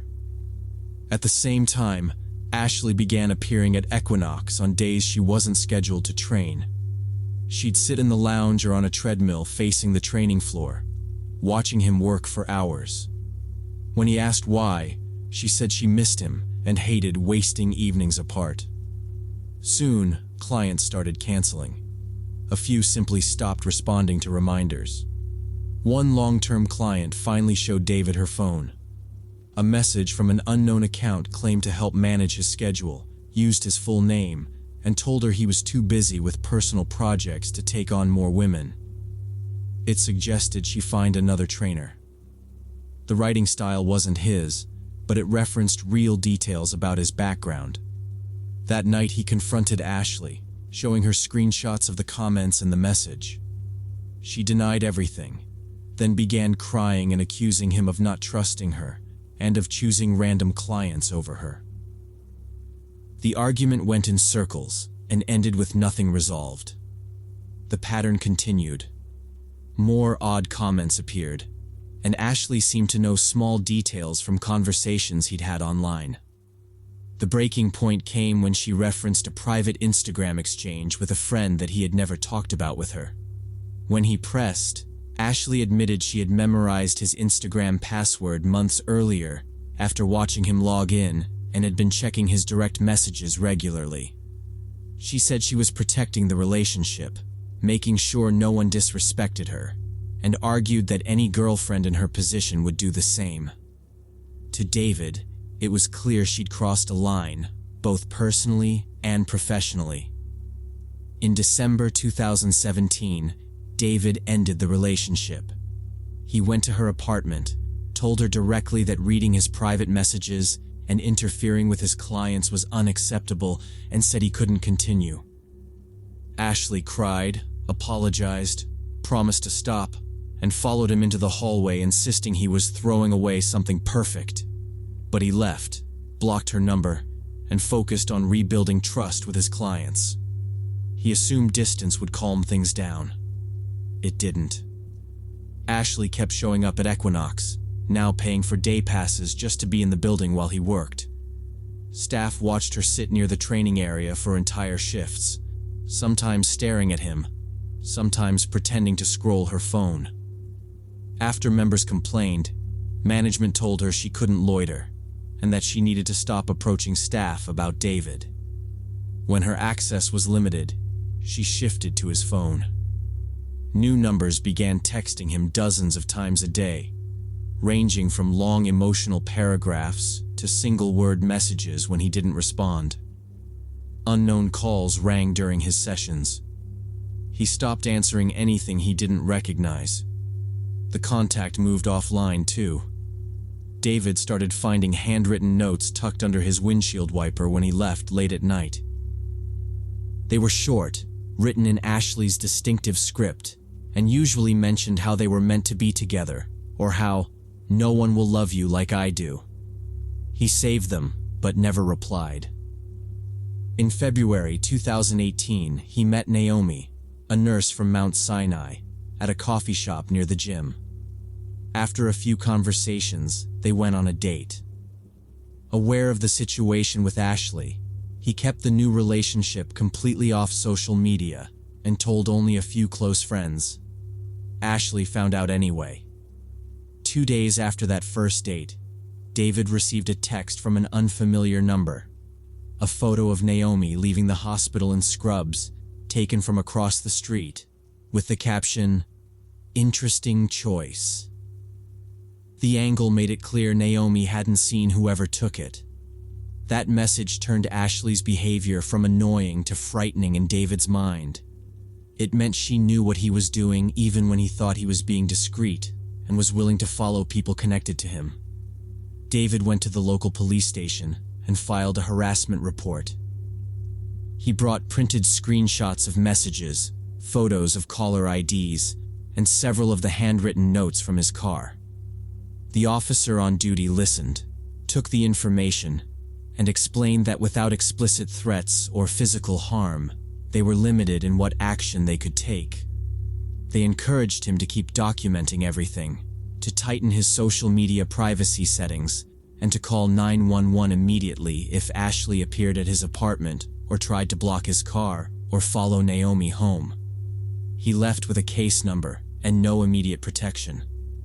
What David didn't know was that back in August 2017, when their relationship still looked perfect on Instagram, Ashley had quietly slipped his spare apartment key off the hook by his front door, taken it to a neighborhood hardware store to make a copy, and hung the original back in place before he noticed anything was missing. She'd been planning for months. On September 15th, 2018, David finished his evening training shift at 8:30 p.m., stopped at Whole Foods for groceries, and drove back to his apartment in Coconut Grove. He lived on the 3rd floor, had been there 4 years, and felt safe walking in the same way he always did.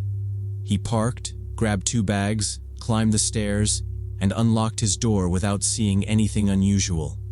Inside, he turned on the kitchen lights and set the bags on the counter. While he was still thinking about his client schedule for the next morning, he heard movement in the bedroom, a quick shuffle that did not match the empty apartment he expected. Before he could call out, Ashley stepped from the dark doorway holding a 15-pound dumbbell in one hand and a steak knife in the other. She did not say anything. She just moved straight at him.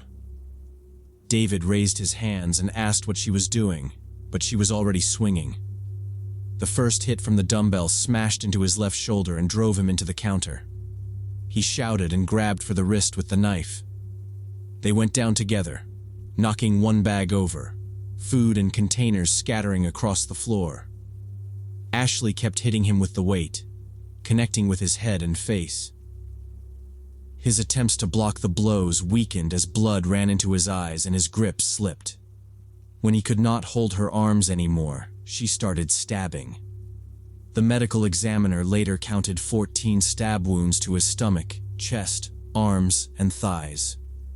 Upstairs, 68-year-old neighbor Robert Gillespie heard the thuds, the yelling, and furniture crashing.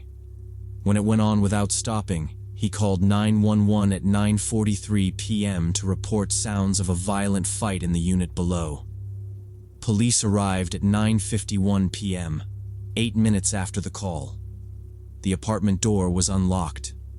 Officers went in with weapons drawn and followed a trail of blood and overturned furniture to the living room, where they found David Chen on his back in a pool of blood, groceries scattered around him. He had no pulse and was not breathing. From the hallway they heard running water. The bathroom door was partly open.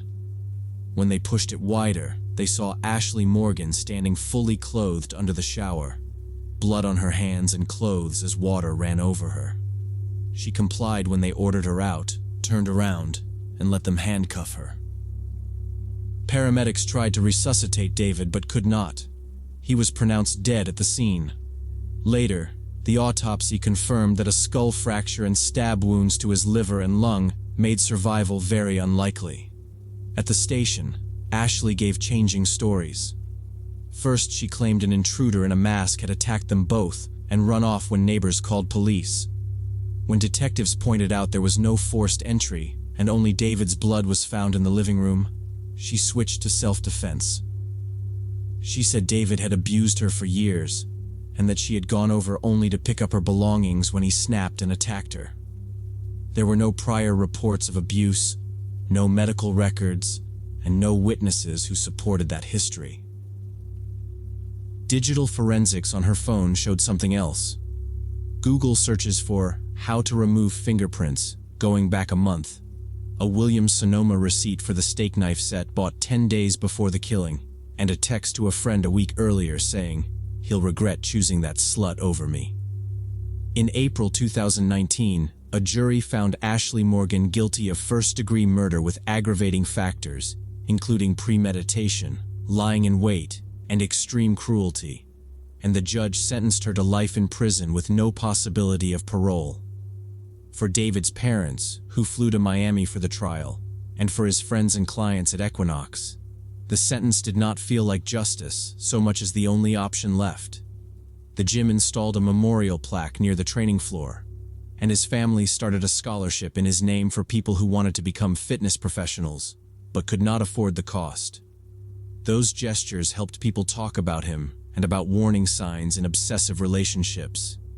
But they did not change the simple fact that a 32-year-old trainer was killed in his own home by someone he had once trusted, a life stolen by obsession and rage.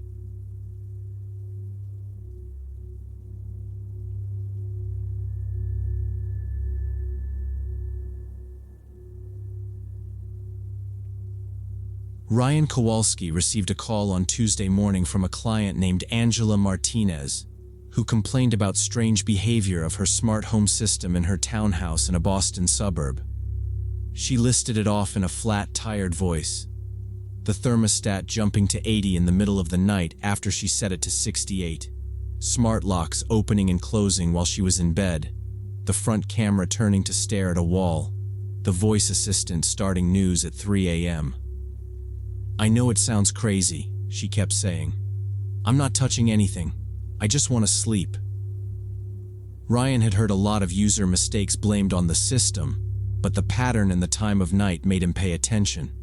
It sounded less like a glitch and more like someone flicking switches just to see what would happen. By late morning, he was at her place with his tool bag. Angela opened the door like she was braced for bad news. Early 40s, sweats, no makeup, that wired look of someone who hadn't had a full night's rest in a while. She hovered by the doorway while he stepped in, eyes flicking to the smart speaker on the sideboard every few seconds, like it might start talking on its own. She said she'd started wondering if she needed a psychiatrist until her sister suggested she might just have a bad installer. "If you tell me it's a bug, I'll be thrilled," she said. Ryan went straight to the router in the hallway cabinet. On the admin page, he saw more devices than she'd mentioned, including a couple of generic entries that connected mostly between midnight and 4, with addresses that didn't line up with her phone, laptop, TV, or any obvious hardware. When he asked who else ever used the Wi-Fi, Angela said, "Nobody." It's just me. My kids only come on weekends. My sister can barely send a text. As for who had set the whole thing up, that was Derek, her ex-husband, a programmer who had installed everything 3 years earlier when they were still married. They had divorced 8 months ago, and the day he left, she'd walked through the house changing passwords on every device and account she could think of. In her mind, that had cut him off. Ryan knew how often that wasn't true. At the Smart Hub's web interface, he opened the admin panel and pulled the user list. He saw Angela's name, the standard installer account, and one more. A bland technical username with full super administrator rights. It had been created days after the original install, and its permissions ignored password changes on other accounts. When he checked the logs, that user had logged in repeatedly since the divorce, usually late at night, sometimes for 10 or 15 minutes at a time. It wasn't some forgotten setup account. Somebody was actively using it. Scrolling through events, Ryan saw thermostat overrides, lock schedule changes, camera viewing sessions, and remote microphone activations on the smart speakers. The timestamps lined up with the nights Angela said she'd woken to heat, noises, or unwanted audio. It was like watching a slow-motion break-in, repeated over months. He turned the laptop for her to see. She stared at the username and swallowed. "That's him," she said. "That's the handle he used on everything." She explained in short sentences that Derek had always tracked her phone for safety, checked her email under the excuse of fixing settings, insisted every account be shared. She thought moving here and changing everything meant she was done with that. Ryan didn't say much. There wasn't anything useful to say while she was realizing how wrong she'd been. Ryan kept going. In the thermostat's advanced firmware menu, he found a custom module that shouldn't have been there. A small block of code that opened a hidden port straight back to the device. It bypassed the vendor's cloud and any normal login. Even a factory reset would leave it. That meant Derek could reach in from outside even if Angela had done everything right. It wasn't something you did by accident while tinkering with settings. This was code written and flashed on purpose. Ryan felt the familiar shift he got when a job stopped being tech support and started being evidence collection. Next, he checked the cloud storage tied to Angela's account. In the raw directory view, there was a folder not shown in the app. Inside were months of recordings sorted by date and room. Kitchen, living room, hallway outside the bathroom. File names like kitchen_20-14, living_23-58, bath_audio. There were more than 200 video and audio files, some hours long, all created by that secret account. Even without opening them, the thumbnails showed Angela cooking, watching TV, walking past the bathroom door where a smart speaker sat on a shelf. Ordinary moments, but captured and stored by someone she thought was out of her life. Angela didn't ask to see more. Her hands were shaking just looking at the list. She backed away from the table and sat down hard, breathing fast, staring past the laptop like she expected to see Derek himself standing there. Ryan told her this was deliberate access, not random glitches, and that she wasn't imagining anything. He kept his voice level, practical. "This is enough for police to take seriously," he said. He asked if she wanted him to call them. After a few seconds, she nodded. "Yes. I want this documented. I want him out of my house." While they waited, Ryan disconnected everything he could from the outside world. He pulled the cable from the modem, disabled remote access on the hub, and shut down non-essential devices so there was nothing left to connect out. He took screenshots of the user list and connection logs, saved copies of the hub configuration, downloaded the hidden folder and the full audit trail to an encrypted drive from his bag. If Derek noticed the system go silent and tried to erase his tracks, there would still be records sitting on that drive and on Angela's machine. Roughly 20 minutes later, 2 uniformed officers and a plainclothes detective rang the bell. The detective introduced herself as from the cybercrime unit and set up at the kitchen table with a notepad and recorder. Ryan handed over the drive and, in simple terms, walked her through what he'd found. The hidden super admin, the daily logins since the divorce, the custom thermostat backdoor, the recordings. Then Angela gave her statement, fingers laced together on the table so they'd stay still. She explained that Derek had always been obsessed with technology and control, that during the marriage he insisted on installing cameras for security, tracked her location through a phone app, read her messages. When Angela asked Derek for a divorce, months before any of this, he did not take it calmly. He told her he would not just let her walk away, that she would regret wrecking a good life, that she was irrational and ungrateful. She had treated it as angry venting from someone who hated losing control, not as a real warning. At the kitchen table with the detective, repeating those lines, she kept rubbing her hands on her jeans and staring at the recorder. The detective listened, paged through Ryan's screenshots and the list of camera files, and said this was not a messy breakup or a misunderstanding. It was illegal electronic surveillance and an invasion of privacy, enough for charges of stalking, illegal monitoring, and violations of federal computer crime laws. The detective went over each item Ryan had saved, asking for dates and times, then stepped into the living room to make a few calls. When she came back, she told Angela they were moving fast. That afternoon, a judge signed a warrant for Derek's arrest and for searches of his apartment and work devices. While Angela stayed at her sister's place, officers and another cybercrime investigator went to the office where Derek worked as a senior developer. He was detained at his desk in front of his coworkers. At his apartment, investigators found a second laptop on a small desk, still connected by remote tools to Angela's system, with scripts for automated logins and a text file about her behavior patterns. Next to it was a notebook with passwords for her old accounts, a rough sketch of her townhouse, and pages that read like plans to get her back. Derek was booked that evening and moved to county jail.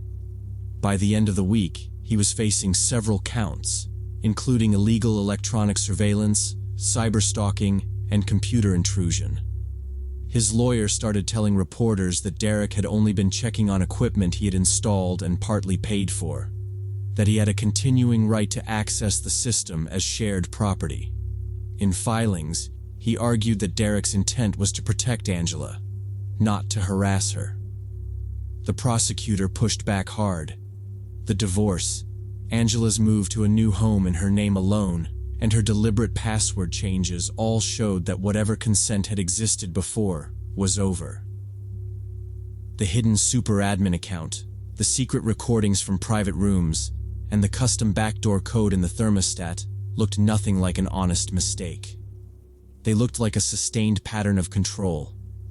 Angela received a restraining order that barred Derek from contacting her in any way, directly or through other people. She did not want to live in a house wired with his choices anymore, even if the software was wiped. Within a week, she had the old system taken apart. Cameras down, hub and thermostat removed, locks reset. For a while, she lived with basic, mostly offline devices. Then a new company, one Derek had never used, installed a fresh setup under her name only. Ryan helped coordinate it, gave her a discount on his fees, and brought in a cybersecurity consultant he trusted to audit her phones, computers, cloud accounts, and even her car app for other hidden access points. She changed phone and email, locked accounts, and moved to another town without telling Derek. 3 months later, she sounded calmer and said therapy was finally helping her sleep again. After that, Ryan mentioned her case to clients, and when local news covered Derek's charges, women came forward with similar stories about ex-partners accessing their home systems.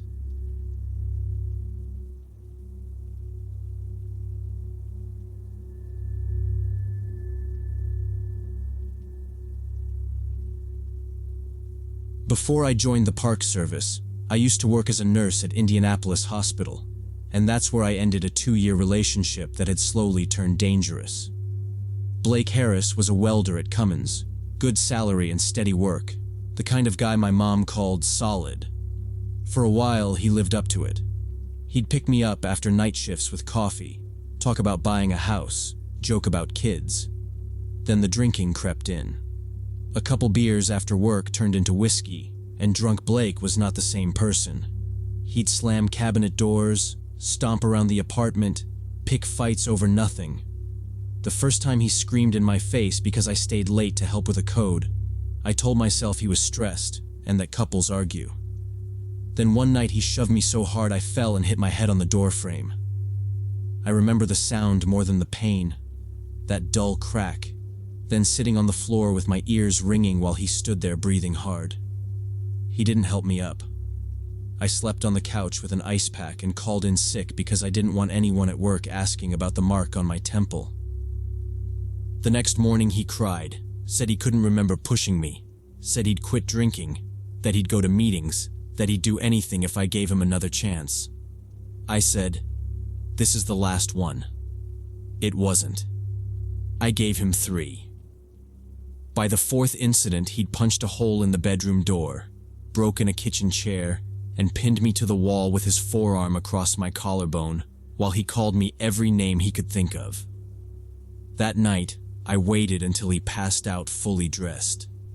I packed what I could into 2 bags, grabbed my documents and my meds, and left the apartment key on the table with a short note. "I'm done. Do not contact me." It felt cold, but I work ER. I've seen what happens to women who stay until next time. Blake lost his job about a month later.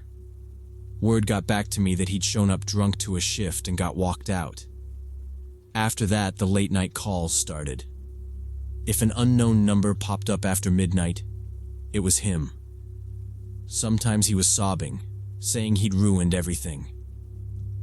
Sometimes he was angry, slurring about how I'd pay attention when I saw what happened. Other times he begged me to come home. I blocked each number as it came in, changed my locks, asked maintenance to recheck the windows, and started parking under the brightest light in the lot. I picked up extra shifts, went home, slept, repeated, and told myself if I stayed busy, he'd eventually burn out.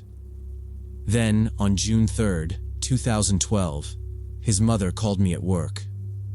I was in the break room finishing charting when my personal phone lit up with Patricia Harris. I hadn't seen her name since I left. My stomach dropped before I even answered. Patricia sounded worried and out of breath, like she'd been pacing. She said Blake had stopped by her house that morning, showered, put on clean jeans, and told her he was driving to Indianapolis to apologize to me in person and make things right. He left Terre Haute around noon. It's about a 2-hour drive, and he always called her when he arrived places. But now it was almost 3, and she hadn't heard from him. "Is he with you?" she asked. I told her no. I said I had no idea he was coming, that I hadn't agreed to see him and didn't want to. Saying that out loud, with her quiet on the other end, made my heart start pounding. The past few weeks he'd left voicemails before I blocked his last number. Stuff like, "Life has no meaning," and "It's all over, you'll see." I'd written them off as drunk dramatics, but now they replayed in my head word for word. I stepped out by the ambulance bay and called his phone. It went straight to voicemail. I hung up and tried again. Same thing. Dead battery or turned off.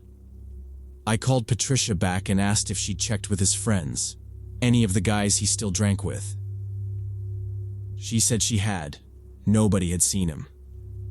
I told my charge nurse I had a family situation and needed to leave early. She took one look at me and waved me off the floor. The drive home was a blur. I kept checking my mirrors like his old Ford F-150 might suddenly appear behind me. But when I pulled into my complex, my space was empty. No truck, no Blake. I walked the building, checked the stairwells, Asked the neighbor downstairs if anyone had been knocking. Nothing. I was still standing in my living room, phone in my hand, when Patricia called again around 4. Her voice was higher, thin. The police found his truck, she said. They'd found Blake's F-150 in the parking lot of Greenwood Park Mall, about 40 minutes from Terre Haute, almost exactly halfway between his house and my apartment. The truck was locked, windows up. His phone was on the passenger seat with a completely dead battery. On the steering wheel was a note written in his handwriting on the back of a gas station receipt. It said, "Sorry for everything. Don't look for me." I drove to Greenwood Mall without really thinking, just followed the interstate until I saw the exit. By the time I got there, police had already cordoned off the row where his truck sat. Yellow tape, 2 squad cars, a tow truck idling nearby. Officers were moving around the lot talking to mall employees and parking attendants. I gave my name, told them I was his ex-girlfriend and that his mom had called me, and they let me stand off to the side as long as I didn't cross the tape. One of the mall security guards told an officer that he'd noticed that pickup sitting there since around 12:30 p.m. The lot had been half empty then, he said, and he'd been inside watching the monitors. He hadn't seen who got out because the surveillance cameras didn't cover that far. The system ended a few rows short of where Blake's truck was parked, just a blank corner on the screen. No video of him arriving, no video of him walking away, nothing. As the sun started going down and they finally loaded the F-150 onto the tow truck, one of the detectives came back over to us. He'd spoken with Patricia on the phone and taken my statement standing there in that parking lot. When they were done, they told us how they were writing it up. Police classified it as a voluntary disappearance, possible suicide. Detective Karen Holmes was the one who sat down with us in a small room at the station that first week and walked through what they thought happened. She was calm in a way that made it sound like she'd had this conversation with other families before. She said the note and the way the truck was left suggested Blake had decided to end his life, that he might have walked into the wooded area behind the mall or caught a ride somewhere else to do it. She was careful with her words, but that was the gist. Patricia kept asking if they were sure nobody forced him, if someone could have made him write that note. Holmes said there was no sign of a struggle in or around the truck, no blood, no damage, nothing moved except the receipt taped to the steering wheel. Over the next few days, they searched the woods with dogs. I went down there once while they were working, stood behind the tape, watched handlers move in lines through the trees calling out every so often. They checked the ponds and bigger bodies of water nearby, had divers go in, talked to every ranger they could get on the phone. Other officers went to the bus station and the little transit hub by the mall and spoke with drivers and dispatchers. They called every taxi company in the area. Each time they circled back, the answer was the same. Nobody saw a man matching Blake's description getting on a bus or into a cab that day. Dennis did not accept any of it. Within a week, he'd hired a private investigator, a retired cop named Mark, and brought him to my apartment. Mark had a notepad and a recorder and asked me to start at the beginning. I went through the whole thing. Blake's drinking, the fights, the threats, the apologizing calls, the last time I heard his voice. I answered because I wanted there to be something, some detail that lit up for him. For 2 months, Mark checked security footage from gas stations along the route, called shelters and hospitals, looked at Blake's emails and social media with Patricia's permission. One afternoon, he sat down with us and Detective Holmes at the station and gave his summary. Blake's bank cards hadn't been used since June 2nd, when he withdrew $60 from an ATM near Patricia's house. No hotel charges, no gas purchases, nothing. His phone records were the same kind of dead end. The last ping hit a cell tower on the morning of June 3rd somewhere between Terre Haute and Greenwood, and after that, the phone went dark. At that meeting, Dennis finally turned on me. We were sitting around the table going over the same facts again when he slammed his hand down and started yelling that If I hadn't broken his son's heart, if I hadn't left, Blake would still be alive. He said I pushed his son over the edge and then refused to see him when he tried to fix it. I didn't argue.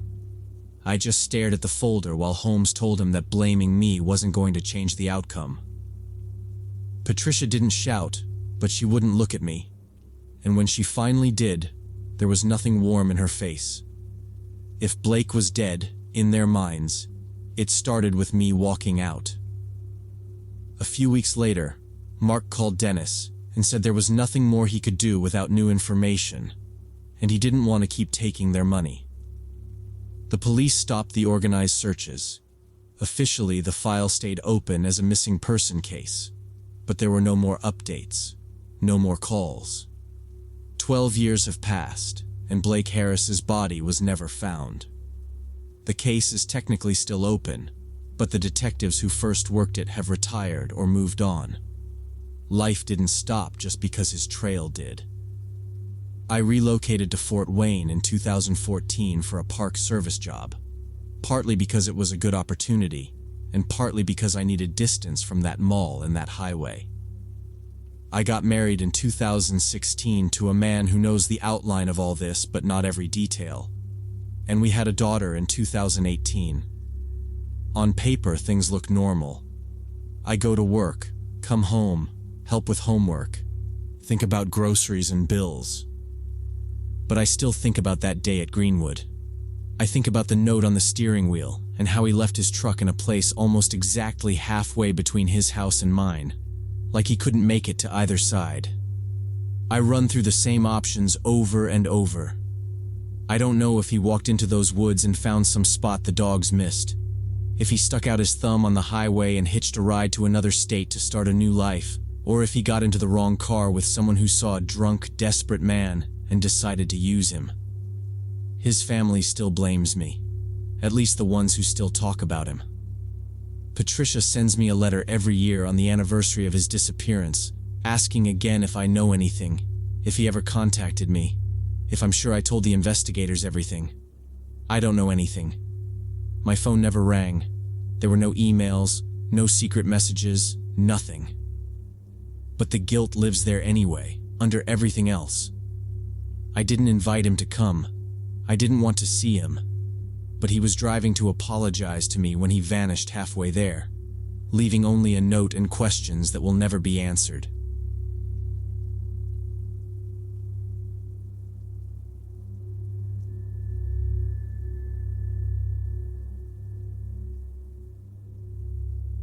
I met Connor Hayes at a farmer's market in Portland on a sunny Saturday morning in June. I was 20, running on student loan money, just trying to buy steaks for my dad's birthday barbecue.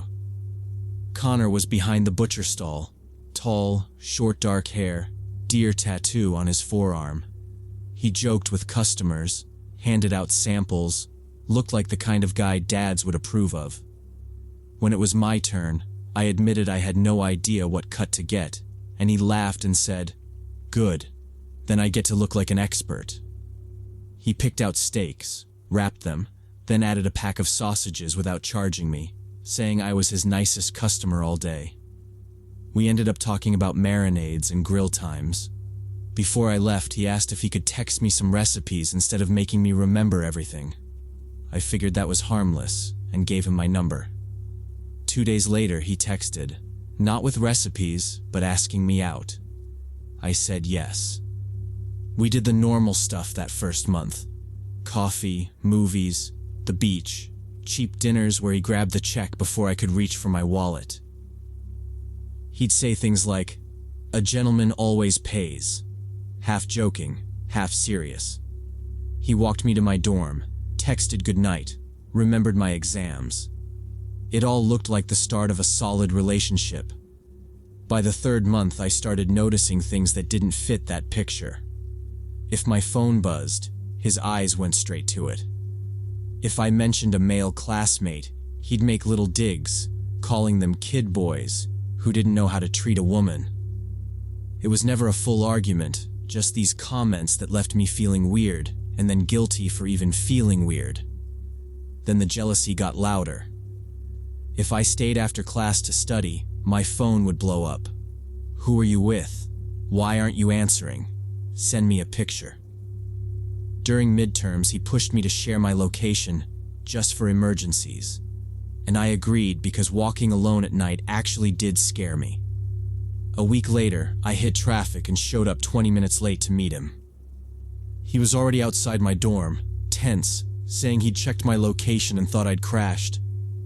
It sounded caring on paper, but standing there with him staring at me, it felt like he'd just confirmed I was being watched. When I tried to say it was too much, he got quiet, then told me he loved me, then said if I didn't give him reasons to be jealous, he wouldn't worry. That became the pattern. He could be sweet and funny, then suddenly cold and distant, answering in one-word texts, but refusing to admit he was upset. My friends started using the words controlling and red flags. I told them he was just passionate, that it was nice to have someone who cared. I kept saying that even after I realized I'd started editing what I told him. By the 4th month, I noticed my body tensing every time his name lit up my screen. I'd lie about who I was studying with so I didn't have to explain. I'd think about breaking up with him and then picture his face from the times he'd gone silent and angry, and I'd push the thought away. I told myself I'd wait for the right moment, somewhere public, somewhere neutral, where he couldn't corner me into a long fight. That right moment kept moving. I ended up postponing it until he invited me to what he called a special date at his family shop. The store closed at 8, and after that, he said, we'd have the place to ourselves. He wanted to cook for me there, show me where all the magic happens. I told myself it might actually be a good place to talk. People there at first, then a quiet space. No alcohol involved besides maybe a glass of wine. When I showed up that night, the street was almost empty. The sign said closed, and the windows were dark except for light in the back. Connor was inside, alone. He hurried to unlock the door, smiling big, kissing my cheek like everything was perfect. The smell hit me right away, raw meat and strong disinfectant. It made my stomach turn a little, but I tried to play it off and joked that I was getting the VIP tour. He locked the door again without even looking at the street and led me past the display cases toward the back.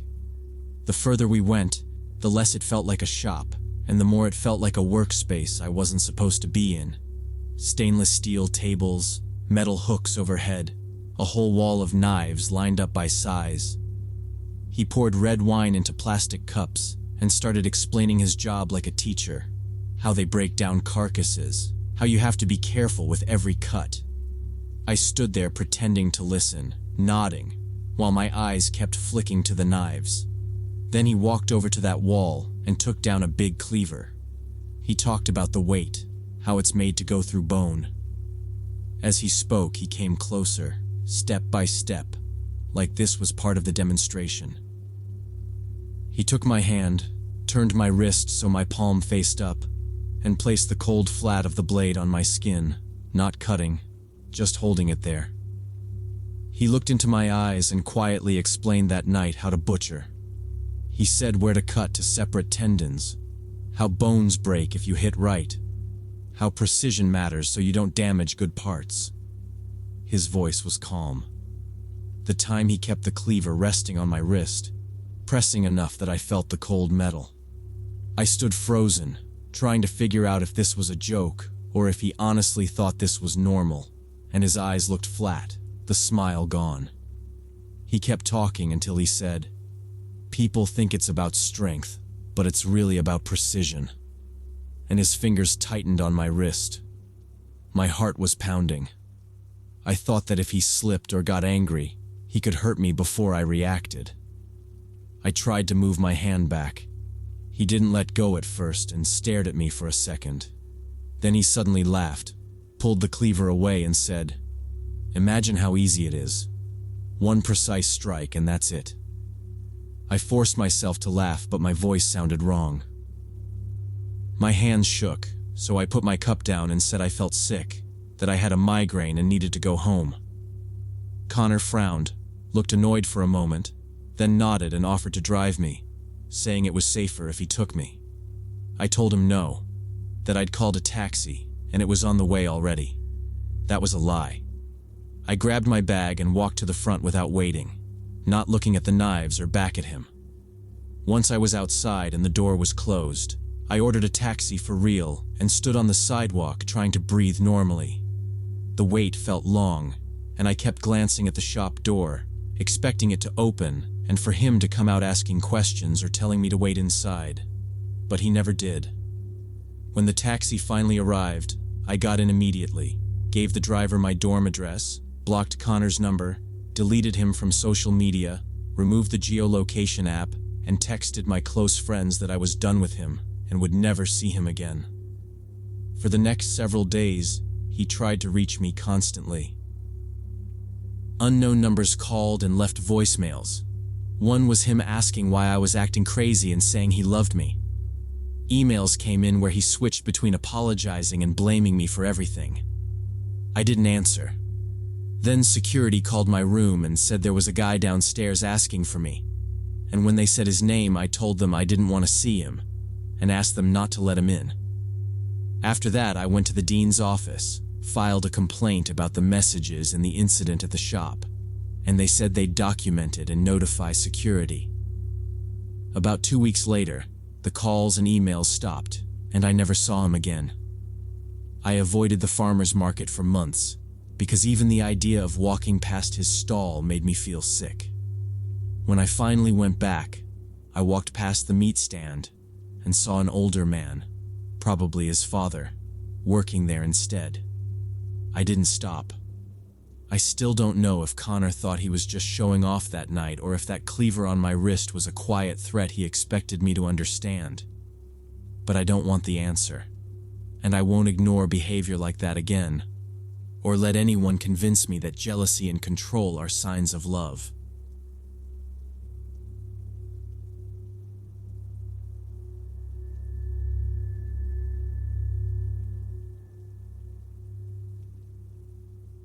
Back in October 2018, I was at a tech conference in San Francisco when I saw Rachel Maida give a presentation on machine learning. She was brilliant and relaxed on stage, moving through graphs and equations like she was explaining a recipe. After her talk, I saw her again at the hotel bar with her laptop open, half working, half watching the crowd. I'd had just enough beer to push past my usual hesitation, so I walked over and told her I liked the way she explained bias in training data. She laughed, said most people only pretended to understand that slide, and we ended up talking for an hour about work, bad managers, and the weirdness of tech culture. Before we left, she typed her number into my phone and said our first date needed real food, not bar snacks. We met the next week in Palo Alto, at a small Thai place she liked because the owner never rushed people off their tables. I was 35, a product manager at a startup. She was 31, a senior engineer at Google, born in the States but calling herself an East Coast Indian kid turned California nerd. She had dark hair to her shoulders, quick brown eyes, and a dry sense of humor that never felt mean. One date turned into 4. Then into this routine where we spent every weekend together, splitting time between my apartment in San Francisco and hers near her office. By January, we were leaving extra clothes at each other's places, checking calendars before making plans, talking about moving in and traveling together. The only thing we didn't talk about much was her family in New Jersey. I first heard about them on our 3rd date, when she ignored 3 calls in a row from the same number while we sat in her parked car. When it finally stopped buzzing, she muttered it was her mom, then said if I wanted to keep seeing her, there was something I needed to know. Her parents, she explained, were conservative Hindus who still cared about caste. They were Brahmin and expected her to marry a Brahmin man. She wasn't religious, thought the whole caste thing was outdated and unfair, but she was still their only daughter, and every conversation turned into questions about marriage and suitable boys. They sent her photos, sons of family friends in suits, and she'd roll her eyes and swipe them away. "You," she said, half joking but not really, are exactly the kind of guy they can never know about. In March 2019, she told me her cousin was getting married in New Jersey, a big family wedding she couldn't skip. We were on her couch when she said it, leaning back against me, phone on her chest. "They're going to use it as an excuse to parade every single available guy in front of me," she joked, but her shoulders were tight. The week before she flew out, she was restless, double-checking flights, snapping at emails, then apologizing. At the airport, she hugged me longer than usual and said, "2 weeks. Don't let me chicken out of my life here." At first, from her parents' house, she texted like normal, complaining about jet lag, aunties asking when it was her turn, her mom criticizing her hair. Then the messages started getting shorter, just, "Long day, talk tomorrow." And when we talked on the phone, there was a flatness in her voice I'd never heard before. When she got back, she said she was too tired for a reunion and suggested a quick lunch near her office. Sitting across from her, I felt like I was with a polite stranger. She asked about my planning, laughed in the right places, but changed the subject every time I mentioned the future. 4 days later, she texted asking to meet at a coffee shop. She told me we had to break up, that her family would never accept me, that something had happened she couldn't explain. She walked out crying. I called and texted for a week with no answer, and by the end her number went straight to voicemail, turned off or blocked. Her LinkedIn profile disappeared, and then her Instagram and Facebook were gone too. At first I thought she just blocked me, but when I tried checking from a coworker's account at lunch, nothing came up there either. It was like someone had gone through and wiped every trace of her in one shot. That scared me more than the breakup. Rachel loved lurking online, even if she didn't post much. Deleting everything wasn't normal for her. 3 days after I realized all of it was gone, I called the main Google line and asked to be connected to her department. I rehearsed a fake reason in my head, something about a product question. But when the call finally went through, a guy picked up and said, "This is Alex." I asked for Rachel, trying to sound casual. There was a pause. Then he said she wasn't there anymore. I pushed a little, said I was an old friend trying to reconnect. He lowered his voice like he was sharing gossip and told me she'd quit suddenly the day before. She came in that morning, went to her manager, submitted her resignation, packed her desk, and left before lunch. No goodbye drinks, no email, nothing. He said everyone was surprised. I hung up and just sat there with my phone in my hand. Rachel had worked years to get that job. Walking away from it with no notice made no sense. By late afternoon, I got in my car and drove down to her apartment in Palo Alto. I still had my key on my ring, but when I got there, the door was locked and the keypad code didn't work anymore. I went to the front office and asked the building manager if Rachel was around. He checked the system and shook his head. He said her relatives had come 3 days earlier, taken all of her things, and terminated the lease. They paid the penalty in cash. I asked who exactly came. He said it was 2 older Indian people and a younger man, probably family. He remembered because they were organized, had every box labeled, and didn't waste time. I asked if he had a forwarding address or any contact information. That part changed his tone. He said tenant information was confidential, that he couldn't give it out just because I said I was her boyfriend. I didn't argue. From his side, he was right. I walked back to my car with this feeling that I was always a step behind whatever her family was doing. On the drive back, I started going through every old story Rachel had told me about her parents, trying to pull out details that could help. She'd mentioned the town in New Jersey where she grew up, and once showed me her dad's old office on Street View when we were talking about our childhoods. I called an ex-coworker of hers from her previous job, someone I'd met at a party, and asked if he remembered her dad's full name. He did, along with the city. With that, I went into the White Pages sites and dug around until I found a landline that matched the name and area. I stared at the number for a long time before calling. It felt like crossing a line she never wanted me to cross. But I didn't see another way to make sure she was okay. Finally, I hit dial. The call rang 3 times before a man's voice answered in a flat, careful tone, saying hello. I introduced myself and said I was looking for Rachel, that I was worried about her. There was a long pause on the line, long enough that I thought he might have hung up. Then his voice went cold. He said his daughter was married, that she was in India with her husband, and that I was never to call this number again. Before I could say anything else, he hung up.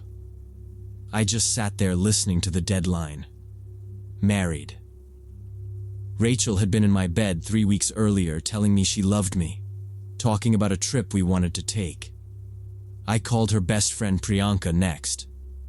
I'd met her twice in person and knew they'd been close since college.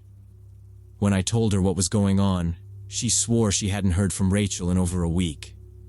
She said her messages weren't going through either, and she'd assumed Rachel was just overwhelmed with family stuff. Hearing that I'd been dumped and cut off made her quiet for a while. Then she said something was wrong, and that Rachel would never leave like that without saying anything to her. A couple of days later, I went to the police station and filed a missing person report. I brought everything I had: dates, texts, the sudden resignation, the parents clearing out her apartment. The detective who took my statement listened, asked reasonable questions, then said he'd make some calls. When he got back to me, his answer was simple. Rachel's parents had set up a video call with a woman who said she was Rachel Mehta and that she was fine, not missing, and had chosen to leave her old life. I asked to see the recording. He told me I couldn't, that it was a family matter, and that no crime had been committed. He reminded me that an adult woman has the right to disappear from her ex-boyfriend's life and not explain herself. 5 years have passed since then, and I've never heard from Rachel again. Her social media is still gone, and every search only turns up old conference videos and articles from before March 2019. Priyanka says she lost contact too, that it's like Rachel folded herself out of existence. I still don't know what actually happened at that wedding in New Jersey. What was said in that house that made her quit her dream job, delete everything, and vanish. I don't know if she was really on that video call, or if it was her younger sister pretending to be her, if they dragged her to India and married her off to someone from their community, or if she finally gave in and made a choice she thought would keep the peace. I replay every conversation we had, every warning sign I might have missed. And still, every time I'm at a tech conference and see a woman with dark hair step up to a stage, my chest tightens for a second, waiting for it to be her, ready to say it was all a mistake and she came back.